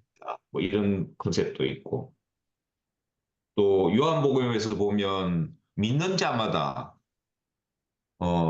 구원을 얻는다 이런 표현도 있고 네.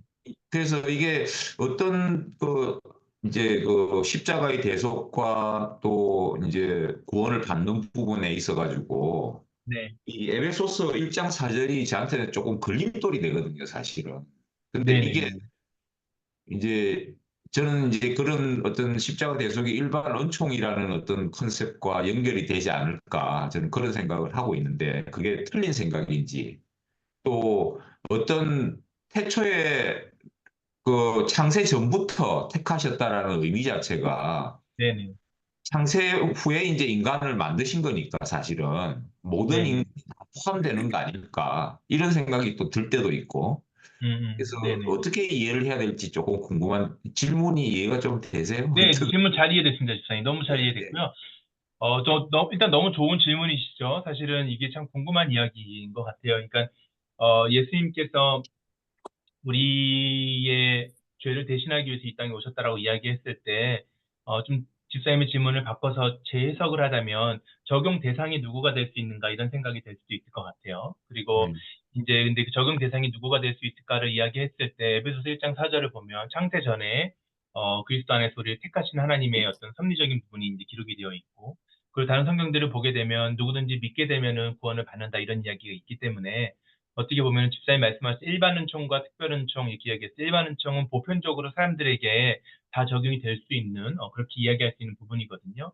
근데 거기에 대해서도 이제 크게 큰 그림에서 봤을 때에 신학자들은 이제 크게는 두 가지 갈래로 나눠지는 부분들이 좀 있습니다. 그래서 어떤 사람들은 어, 정말 모든 사람에게 그리스도의 피가 이제 흘러가고 있다 이렇게 보는 관점이 있고 또 다른 관점에서 봤을 때에는 근데 만약에 그렇다라면은 예수님의 피가 그러니까 이 보혈의 효력으로 봤을 때 예수님의 어떤 죽으심이 누군가에게는 황모세라는 사람에게는 그게 효력이 있고 또 다른 사람에게는 효력이 없다라는 것을 성경 전체에 하나님의 성품 안에서 받아들이지 못하는 상황이 있어요.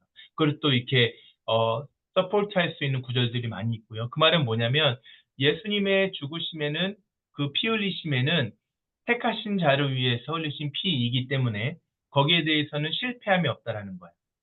근데 이러한 논리들은요, 결국은 뭐 모든 사람에게 구원이 가능하다 또는 택한 자에게만 구원이 가능하다라는 그 크게 봤을 땐 두 개로 우리가 갈라진다고 했을 때 1차적으로는 우리의 삶과 내가 구원을 받는 데에 있어서는 사실은 A든 B든 사실은 큰 상관은 없습니다. 동일한 우리 삶의 어떤 자세나 이런 건 다 똑같아요. 이제 그런데 그러면 어느 시점에서 이게 좀 갈라질 수 있느냐를 생각을 해봤을 때 왜 이런 이야기가 자꾸 나는 생각해 보면요. 결국은 내 신앙의 고백이 어디를 향해서 나아가고 있는가에 대한 차이가 좀 있는 것 같기는 해요. 예를 들어서 이제 하나님께서 에베소서 1장 4절을 중요하게 생각하고 해석해서 우리 삶 가운데 창세 전에 하나님이 누군가를 택하셨다라는 이야기를 하게 되면 만약에 그 반대로 이야기를 하면 하나님이 창세 후에 사람을 만드신 다음에 생각해 보니까 얘를 택해야겠다.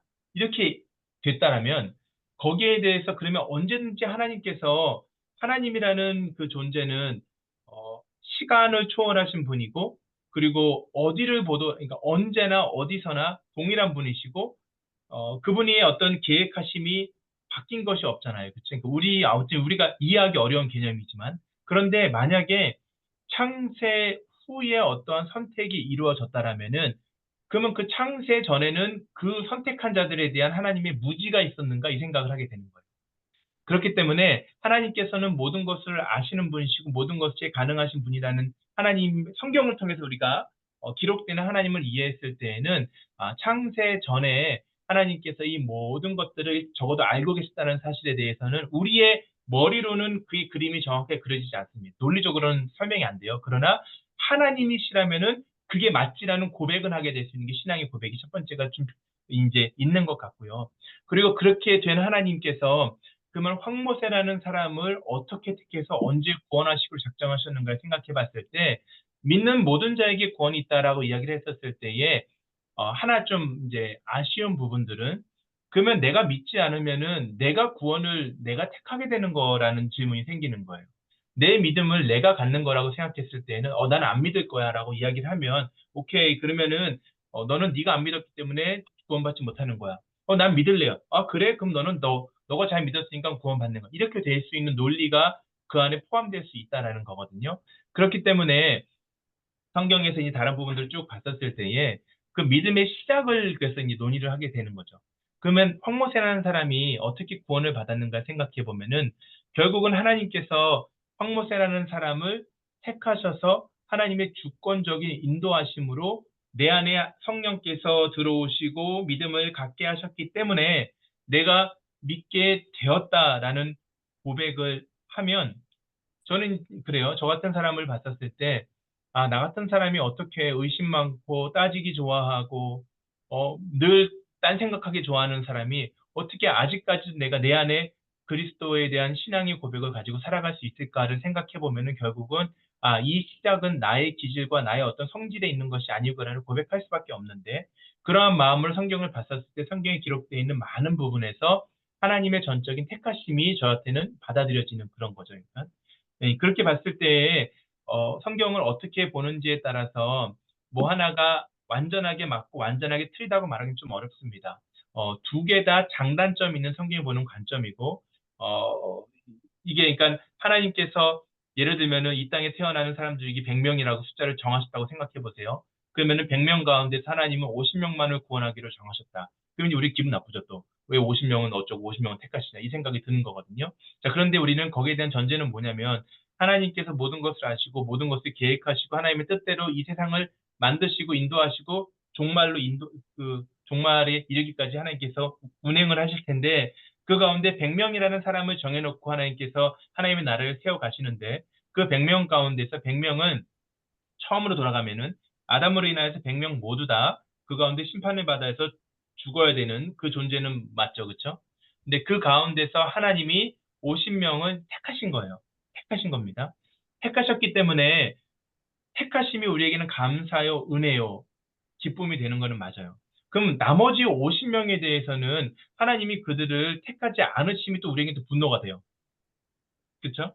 근데 이제 이거는 어, 정서적인 공감은 됩니다. 안타까움이 있죠, 저도. 어, 저희 가족 가운데도 예수 믿지 않은 분들이 계시니까. 자, 그러면 그분들은 그분들의 일단은 그분들의 죄로 인하여서 제가 예수 안 믿었으면 나는 나의 죄로 인하여서 심판을 받고 영원한 죽음에 놓이게 되는 그런 존재라는 것을 내가 일단은 하나님 앞에서는 부인하지 못하게 될 것이고요. 그리고 만약에 내가 그 가운데서 택함을 받고 구원을 받았다라면은 내가 한 것이 아무것도 없는 전적인 하나님의 은혜였음을 내가 고백하게 될 것이라는 거죠. 그럼 그 택함의 시점이 어딘가를 봤을 때는 하나님의 영원하신 변하지 않는 성품 가운데 봤을 때에는 황무세한 사람의 삶의 시점 어딘가에 중학교 3학년 때, 고등학교 1학년 때, 뭐 대학교 1학년 때 그때 보니까 그래 인제 널 내가 택하겠다. 그게 아닐 거라는 것이 성경의 메시지일 뿐만 아니라 개인의 신앙의 고백이기도 하죠. 그러면 그 시점은 결국은 영원 속에서 하나님이 이미 정하신 모습이 있다라는 것을 고백할 수밖에 없는 게 성경 전체에서는 좀 더 어떻게 보면은 맞는 퍼즐이 아닌가 하는 생각은 듭니다. 근데 그거를 이제 인간에게 책임을 묻고 인간의 믿음을 택할 수 있는 선택권에 좀 강점을 두고 성경을 보는 분들이 계신데 그 자체가 우리의 삶을 완전하게 바꿔놓는 건 또 아니에요. 그렇게 보더라도 여전히 하나님의 은혜를 고백할 수 있고 여전히 그리스도의 십자가의 능력을 고백할 수 있는 건 맞습니다.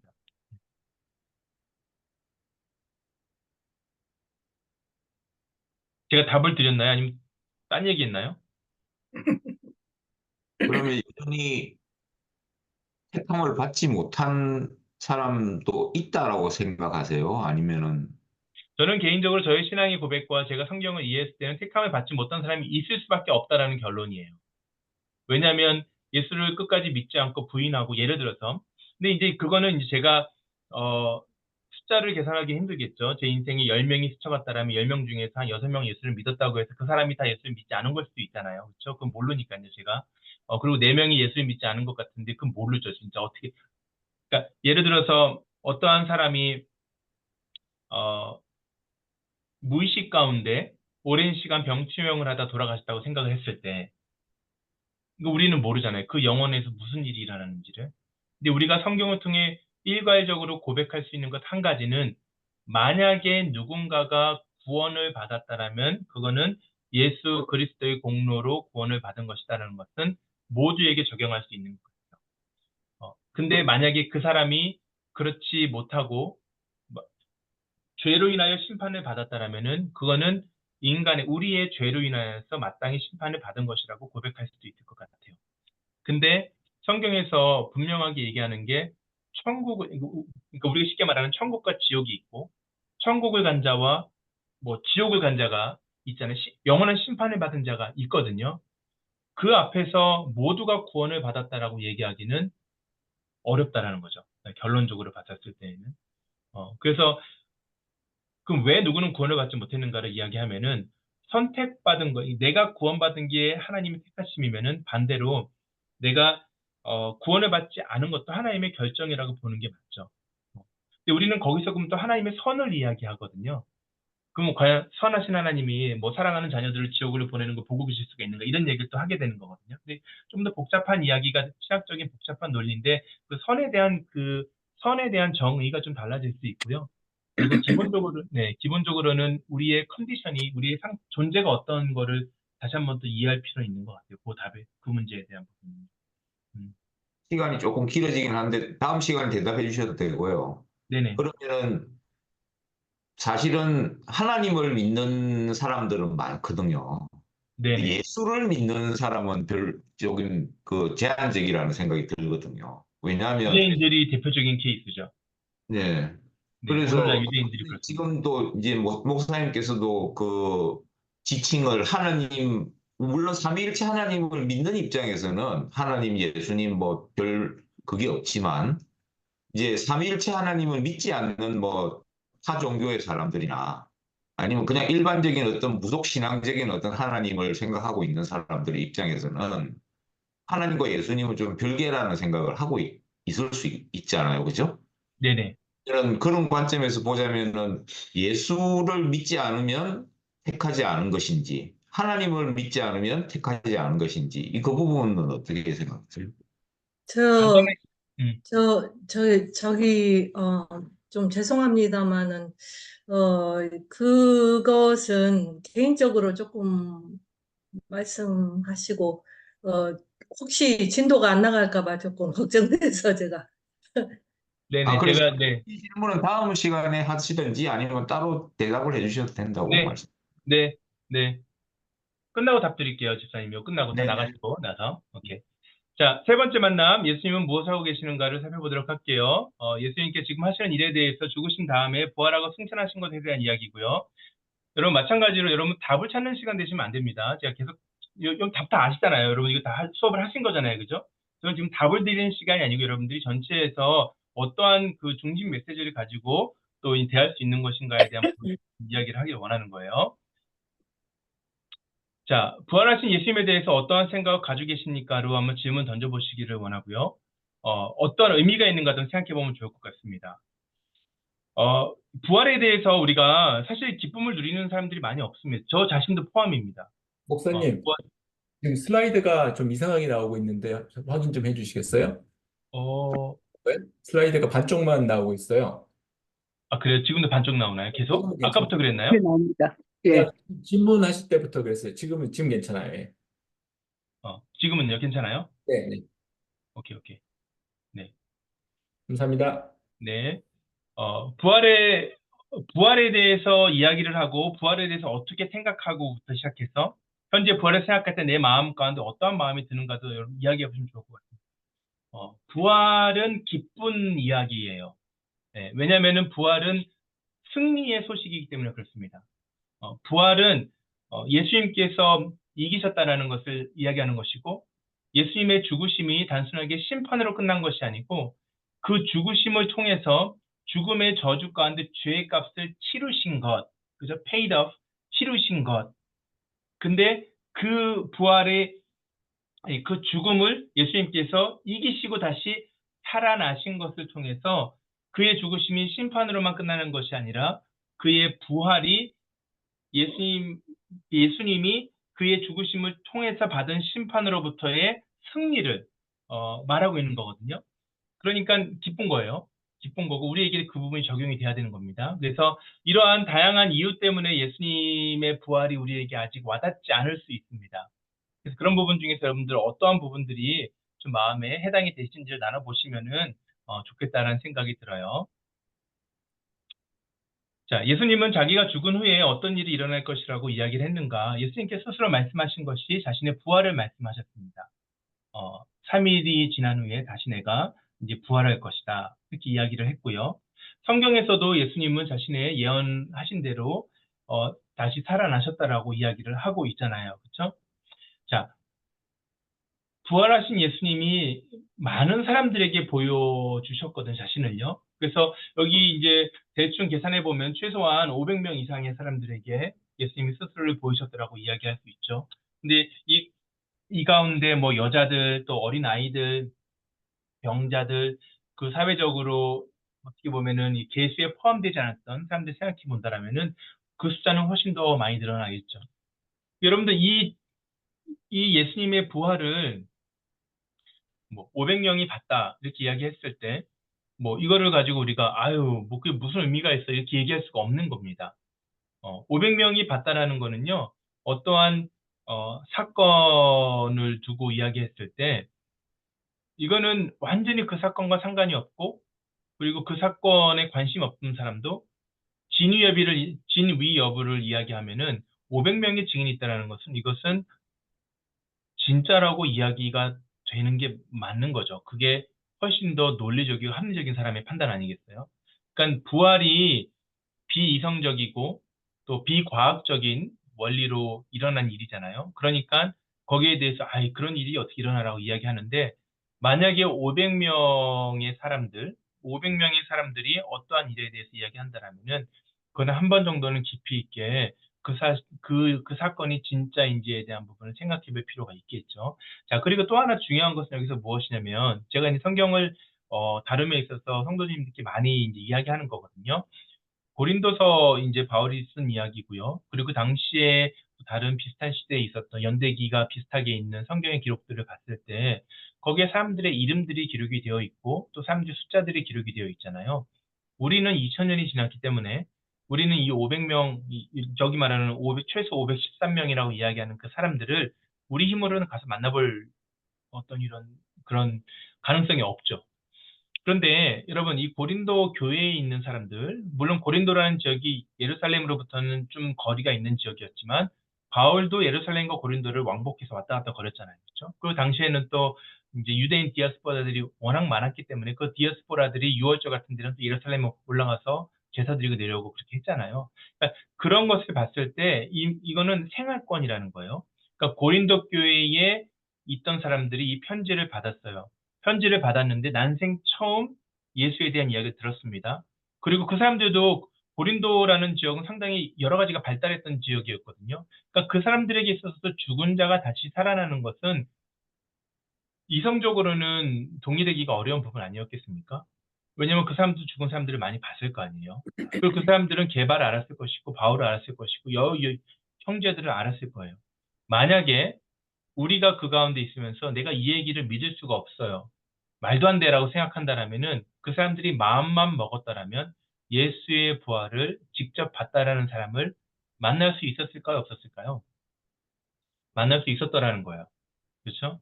그러니까 우리에게는 이 성경에 기록된 것들이 2000년의 시간의 갭이 있기 때문에 우리는 그것을 받아들이거나 하는데 좀 더 어려움이 있는 게 맞아요. 그러나 이 당시에 만약에 이 편지가 그 교회에 있는 많은 사람들에게 고린도 교회라는 거는요. 고린도 교회라는 간판이 있는 하나가 아니고요. 고린도 지역에 있는 모든 교회가 바울의 편지를 함께 읽었던 거거든요. 그러니까 그 사람들에게 이것이 받아들여지지 못했다라면 그 후에도 이것은 계속해서 받아들이지 못했을 거예요. 누군가가 내가 확인해 봤는데 이거 다 거짓말이다. 이런 사람은 없었대라고 이야기한다는 거예요. 그러니까 반대로 생각하면 뭐냐면 그 당시에 이 편지를 받았던 사람들이 적어도 이 편지를 받았던 사람들은 이것을 진짜로 믿을 수밖에 없는 충분한 증거가 그들에게는 있었다라고 생각해 볼 수 있겠죠. 우리가 그런 측면에서 어떤 사람들에게 보였는가 또 몇 명에게 보였는가 이런 부분들은 좀 중요한 것입니다. 자, 성경의 3일 만에 부활, 이게 보충 질문인데요. 어떤 의미인가를 생각했을 때 예언 성취입니다. 예수님의 삶은요, 탄생부터 그의 삶과 죽으심과 부활 모든 것들이 예언을 성취한 것, 하나님의 약속을 성취한 것. 그래서 예수님의 모습 가운데 우리 하나님의 신실하심을 볼 수가 있고요. 숫자를 강조하는 것은 증거가 되기 때문에 그렇습니다. 그 당시에 이것을 그 법정에서 2명 이상, 3명 이상의 사람이었으면은 살인하지 않았다, 뭐 훔쳤다, 훔치지 않았다를 증인으로 채택이 됐던 거니까 그 사람들에게는 이게 의미가 있죠. 얼마나 충분한 숫자가 적은 거예요, 바울 입장에서는. 이 많은 사람들이 보고 증언하는 사실을 믿지 않는 사람들은 어떤 사람일까? 어떤 면에서는 더 비합리적일 수 있고, 그러나 궁극적으로는 영적인 문제라고 생각할 수 있습니다. 믿음 자체의 시작은 우리에게 있는 것이 아니기 때문에 그렇죠. 영적으로 아직 그것을 보지 못하기 때문이에요. 부활의 소식을 듣고로 믿지 않은 제자들이 어떻게 했는가? 제자들에게 어떻게 하셨는가? 그들을 책망하셨고 다시 한 번 더 성경으로 설명해 주셨죠. 이게 좀 중요해요. 그들에게 있어서 구약을 풀어서 성경해 주셨다는 거예요. 내 아픈 데를 봐라가 아니고 내가 창에 찌른 자국을 봐라, 손에 난 구멍을 봐라. 그리고 도마에게 하신 게 있죠, 물론. 그러나 많은 사람들에게 예수님께서는요, 말씀을 통해서 그의 부활을 증거하셨다는 것이 중요하죠. 우리가 오늘날의 부활을 증거하는 데 있어서 그게 중요한 그런 방법이 필요한 것이죠. 부활하신 후에 예수님께서 제자들에게 자신에 대해서 무엇이라고 선언했으며 또 마태복음에서는 사도 바울은 부활 예수에 대해서 무엇이라고 또 말하고 있는가? 예수님께서 말씀하신 게 하늘과 땅의 모든 권세를 주셨다는 것입니다. 이것은요, 예수님이 전혀 경험하지 못했던 새로운 것을 얻게 되신 것이 아니고 원래 그가 가지고 계셨던 지위를 회복하신 것이요. 마치 우리가 그리스도 안에서 나중에 원래 창조되었던 우리의 모습을 회복하는 것과 동일합니다. 그래서 우리의 구원의 완성은 부활이 되는 거가 맞아요. 우리가 부활되었을 때에 이 모든 것들을 다시 회복하시겠다라고 예수님께서 말씀하시고 계시는 것이죠. 그래서 예수님께서 낮아지시고 다시 높아지신 것을 말합니다. 바울의 선언도 우리가 주목할 필요가 있죠. 바울은 하나님의 이제 아들이심을 선포했잖아요. 그렇죠? 그리스도께서 하나님의 아들이 되시고 있다는 사실을 이야기를 했습니다. 그래서 이런 모든 것을 통해서 우리는 부활하신 예수가 현재 어떠한 존재인가? 하나님의 아들은 곧 하나님인 거죠. 왕의 아들이 왕인 것처럼 예수님의 현재 존재가 어떠한 분이신가를 우리가 생각해 봐야 되고, 우리가 맨날 예수님의 이름으로 기도합니다. 뭐 예수님의 이름으로 축복합니다. 예수님의 이름으로 있을 때 예수님의 이름이라는 것이 어떤 의미인가를 우리가 생각해 볼 수 있는 대목들이에요. 자, 사도행전 1장 9절에서 11절. 목사님, 부활하신 후에 슬라이드가 안 넘어가고 있다고 하는데요. 지금 예.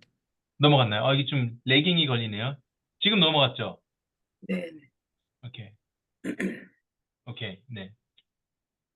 넘어갔죠? 네.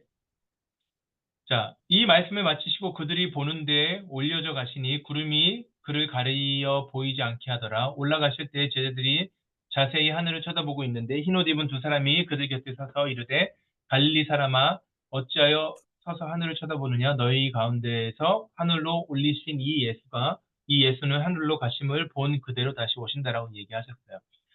자, 몇 가지 우리가 볼 수 있죠. 하늘로 올라가셨습니다. 예, 신비한 부분입니다. 정확하게 설명할 수 없습니다. 예, 육신을 가지고 올라가셨어요. 아주 신비한 부분이죠. 근데 그 부분을 우리가 인정해야 됩니다. 하늘로 올라가셨어요. 그리고 하늘로 올라가셨다는 것은 아버지께로 간다라고 이야기하셨죠. 그래서 아버지께로, 하나님께로 지금 가신 거예요. 왜 가셨는가? 예수님이 뭐 이거 말고도 다양하게 이야기하셨는데 이제 대표적인 게 두 가지죠. 첫 번째는 성령을 보내시기 위해서, 그렇죠? 성령을 보내시기 위해서 성령이 오신 거예요. 예수님이 가시면 성령이 오신 것입니다. 자, 그러면 예전에는 예수님께서 예전에는 하나님의 영이 없었는가? 그렇진 않아요. 뭐 사사 시대도 그렇고요, 왕을 세도 그렇고, 뭐 엘리야 선지자들도 마찬가지고 하나님께 사람의 영을 통해서 일하신 것이 있어 왔죠. 그러나 예수님이 하늘로 올라가시면서는요, 시대적 구분이 일어나는 거예요. 하나님 나라에 시대적인 구분이 일어난 거예요. 성령이 보편적으로 예수 믿는 모든 사람에게 일하기 시작했습니다. 특정한 몇 명이 아니라는 것이죠. 이건 분명한 차이가 있습니다. 성령께서 우리 가운데 오신 거예요. 또 하나는 천국 처소를 예배하기 위해서 가셨다고 말씀하시잖아요. 우리가 있을 곳을 예배하신다는 거예요. 비유적인 표현이죠. 하나님 나라는 집은 아니잖아요. 건물이 있고 이런 건 아닌데 그러한 의미라는 것이죠. 너희가 있을 자리, 너희가 머물 자리를 내가 마련하러 간다라고 이야기를 하신 거예요.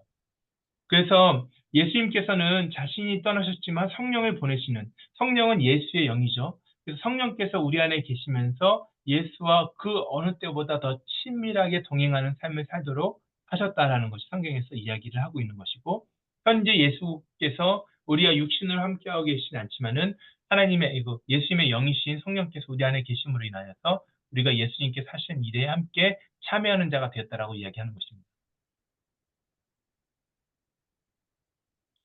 자, 에베소서 1장 20절에서 23절, 또 빌립보서 2장 9절에서 11절에서 부활하신 예수님께서 받으신 것이 무엇인가? 현재 예수님께서 어떠한 위치에서 이제 어떻게 계신가? 뭐 이런 부분들을 이제 이야기하는 장면이거든요. 그러니까 예수님은 현재 하나님의 우편, 그러니까 보좌 우편, 오른편이라는 것은 상속자를 의미했습니다. 그러니까 오른편이라는 것은 왕의 오른편에 앉았다라는 것은 왕이 갖고 있는 모든 권위와 권한을 다 가지고 계시는 그런 존재를 말하는 것이죠. 그러니까 하나님과 동등한 주권을 가지고 계시다라는 거예요.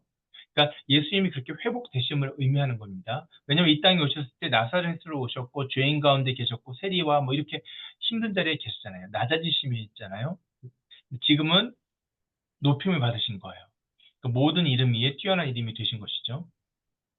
그래서 모든 정사와 권세와 능력을 주관하는 자, 이런 모든 것들, 이 세상을 일컫는 이름, 마귀의 세력들, 이런 모든 곳에서 완전한 승리자가 되셨다는 것이, 그게 죽음을 이기심으로 인하여서, 죽음 가운데 머무신 이가 아니라 죽음을 이기신 예수로 인하여서 우리에게까지 그 혜택이 돌아왔다라고 이야기를 하고 있는 거예요. 그래서 하나님의 이제 우편에 예수께서 하나님의 우편에 예수님께서 앉으심으로 인하여서 예수님은 모든 우주 만물에게 22절 23절에 보면 모든 우주 만물을 주관하시는 역사의 주관자, 원래 그러셨던 분이셨던 거죠. 주관자가 되어주셨고, 그리고 교회의 머리가 되어주셔서 교회를 지금 다스리고 계시는 거예요. 우리의 통치권자가 되신다는 것입니다. 현재 예수님이 하시는 일이에요. 예수님 지금 뭐 하시죠? 라고 얘기했을 때 우리가 올 집을 짓고 계시고 온 우주 만물을 다스리고 계시고 또 교회의 머리가 되어서 교회를 통하여서 일하고 계신다. 이렇게 얘기할 수 있겠죠. 그런 부분들을 나눠보면 좋겠습니다. 5번에 대한 보충 질문으로는요. 빌립보서 우리 2장 9절에서 11절에서 한번 살펴보면 좋겠습니다. 그래서 예수님께서 지금 무엇을 얻으셨는가에 대한 부분, 권세에 대한 부분, 또는 영광에 대한 부분, 그래서 이러한 부분들을 우리가 좀 다시 한 번 더 우리 가운데 좀 이야기해 봤으면 좋겠고, 보충 질문으로요. 그리고 우리가 어떻게 하면 예수님이 그 영광을 받으시는가를 생각해 보면 좋을 것 같아요. 그래서 예수님께서 영광을 받으신다라는 의미는요, 그냥 쉽게 해석을 하면 어떻게 하면 예수님이 기뻐하실까라는 거예요. 내가 기뻐하는 거 생각해보면 됩니다. 여러분, 어떤 사람이 나를 기쁘게 하는 일은 무엇인가? 뭐, 쉽게 얘기하면 내가 좋아하는 것, 내가 원하는 것, 나와 함께 하는 것, 뭐 이런 부분들 아닌가요? 그게 기쁨이 되잖아요. 예수님도 동일하십니다. 예수님께서 기뻐하시는 것은요, 예수님이 원하는 것을 우리가 함께 할 때, 그 원함의 핵심은, 성경 전체의 핵심은 교제, 펠로십입니다. 예수님과 함께 교제하는 삶을 이야기하고 있어요. 그렇게 했을 때 예수님께서 영광을 받으신다. 6번 문제는요. 예수님이 다시 살아나시고 하늘에 올라가신 후에 제자들이 예수님에 대해 강조했던 것은 무엇인가? 중요하지 않습니까? 예수님이 부활하심에 대해서 이야기했고, 또 그 부활 후에 다시 예수께서 돌아오실 것을 이야기를 했죠. 그렇죠? 네. 예수를 살리신 하나님이 계시다는 거기에 우리가 모두가 다 주인이 된다라는 것을 이야기했고, 그 부활하신 예수가 다시 돌아오시는 것도 계속 강조를 했다라는 거예요. 중요하죠, 그렇죠? 네. 그러니까 예수님을 전하는 우리의 삶 가운데 늘 우리가 예수님의 죽으심을 이야기를 많이 하는데요, 부활하심도 이야기가 돼야 돼요. 네. 언제나 같이 가는 겁니다. 언제나 같이 가요. 그리스도의 죽으심과 부활하심, 죽으심과 부활하심. 이 같이 가야 돼요. 그리고 그리스도의 죽으심 안에는 괄호 열고 그 앞에 그리스도의 삶이 들어가야 돼요. 왜냐하면 산이니까 죽으신 거잖아요. 그러니까 그리스도의 죽으심은 그리스도의 삶을 포함하고 있습니다. 그래서 우리가 그런 얘기 하잖아요. 믿음의 대상은 예수 그리스도, 믿음의 내용은 예수님의 죽으심과 부활하심. 그렇죠? 그걸 말해야 돼요. 근데 그 죽으심 안에는 삶이 포함되어 있다. 예수님이 다시 살아나신 다음에는 그들이 늘 그의 부활을 증언했어요. 부활을 증거했다라는 것이죠. 그래서 그 부분을 여러분 좀 생각해 보시면 좋겠습니다. 보충 질문으로는요. 보충 질문으로는 우리가 복음을 전할 때 이 부활을 혹시 만약에 전하는 것에 주저함이 있다면 왜 그럴까? 뭐 여러 가지 이유가 있을 텐데 첫 번째로는 아마 많은 경우는요. 나에게 감동이 없기 때문일 가능성이 커요. 여러분들에게 부활의 울림이 계속 없으면 십자가는 보면 눈물이 나지 않습니까? 그렇지 않아요? 십자가는 보면 왠지 마음가는 뭉클하고 내가 이렇게 마음에 약간 이렇게 이런 게 있잖아요. 그렇죠? 근데 부활은 많은 사람들에게 그렇지 않아요. 힘들 때 부활 생각하면 힘이 나고 이런 사람들 많이 없어요. 근데 그만큼 부활이 우리에게 잃어버린 능력이 됐다는 생각을 정말 많이 하는데 저는 이게 어떤 면에서는요. 모르겠습니다. 그러니까 사탄이 오늘날 크리스천 가운데 자꾸 이 부분을 이렇게 빼앗아간다는 생각이 좀 가끔 들 때가 있어요. 여러분들 부활을 많이 생각하셔야 돼요. 그 사실 크리스마스보다 사실 부활절도 뭐 역사에 보면 뭐 이게 다 뭐 이방 신이다 뭐 이런 얘기 많이 막 하는데 우리는 그 절기를 기념하는 게 아니라요. 부활의 의미를 기억하는 거니까 그 날짜가 뭐 언제가 되든 사실 큰 의미는 없습니다. 그러나 만약에 1년에 하루를 정해서 그날을 다 함께 셀러브레이트 한다면 이때가 제일 큰 기쁨이 되는 것도 필요하다는 생각이 들어요. 그래서 부활에 대한 소식을 전하지 못하는 것은 나의 부활에 대한 기쁨이 없을 가능성이 크고요. 그 밖에 여러 가지 이유가 있겠죠. 가장 어떻게 보면 믿기 어려운 이유일 수도 있고요. 그래서 여러 가지 그런 이유 때문에 우리가 부활을 주저하게 되는데 그 부분에 대한 부분들 한번 여러분들이 개인적으로 한번 생각해 보면 좋겠습니다. 부활의 신앙이 우리 삶 가운데 많은 영향을 가져와야 되는 거예요. 그렇죠? 여러분들 제가 보충 질문 많이 이거 이제 여러분들이 보내드릴 거니까요. 보충 질문들을 한번 좀 생각해 보면 좋겠습니다. 여러분들에게 있어서 부활이 무엇을 의미하고 있는가? 실제적인 영향이 무엇인가를 생각해 봤으면 좋겠어요. 그 로마서 4장 15절을 보면, 25절을 보면, 예수는 우리가 범죄한 것 때문에 내줌이 되고, 또한 우리를 의롭다 하시기 위해 다시 살아나셨다라는 거예요. 그렇죠? 의롭다 하시기 위해서. 의롭다 하심을 얻게 하기 위해 살아나신 것입니다. 죽으심으로 끝났다라면요, 우리가 죄에 대한 값을 치렀는데, 죄에 대한 값을 치른 후에, 그 다음에 우리가 승리하는 문제가 생기잖아요. 그렇죠? 그러면 그냥 죽고 끝나면 어떡해요? 우리는 살아야 되는 사람들입니다. 그래서 그 의롭게 사는 삶을 위해 살아나신 것입니다.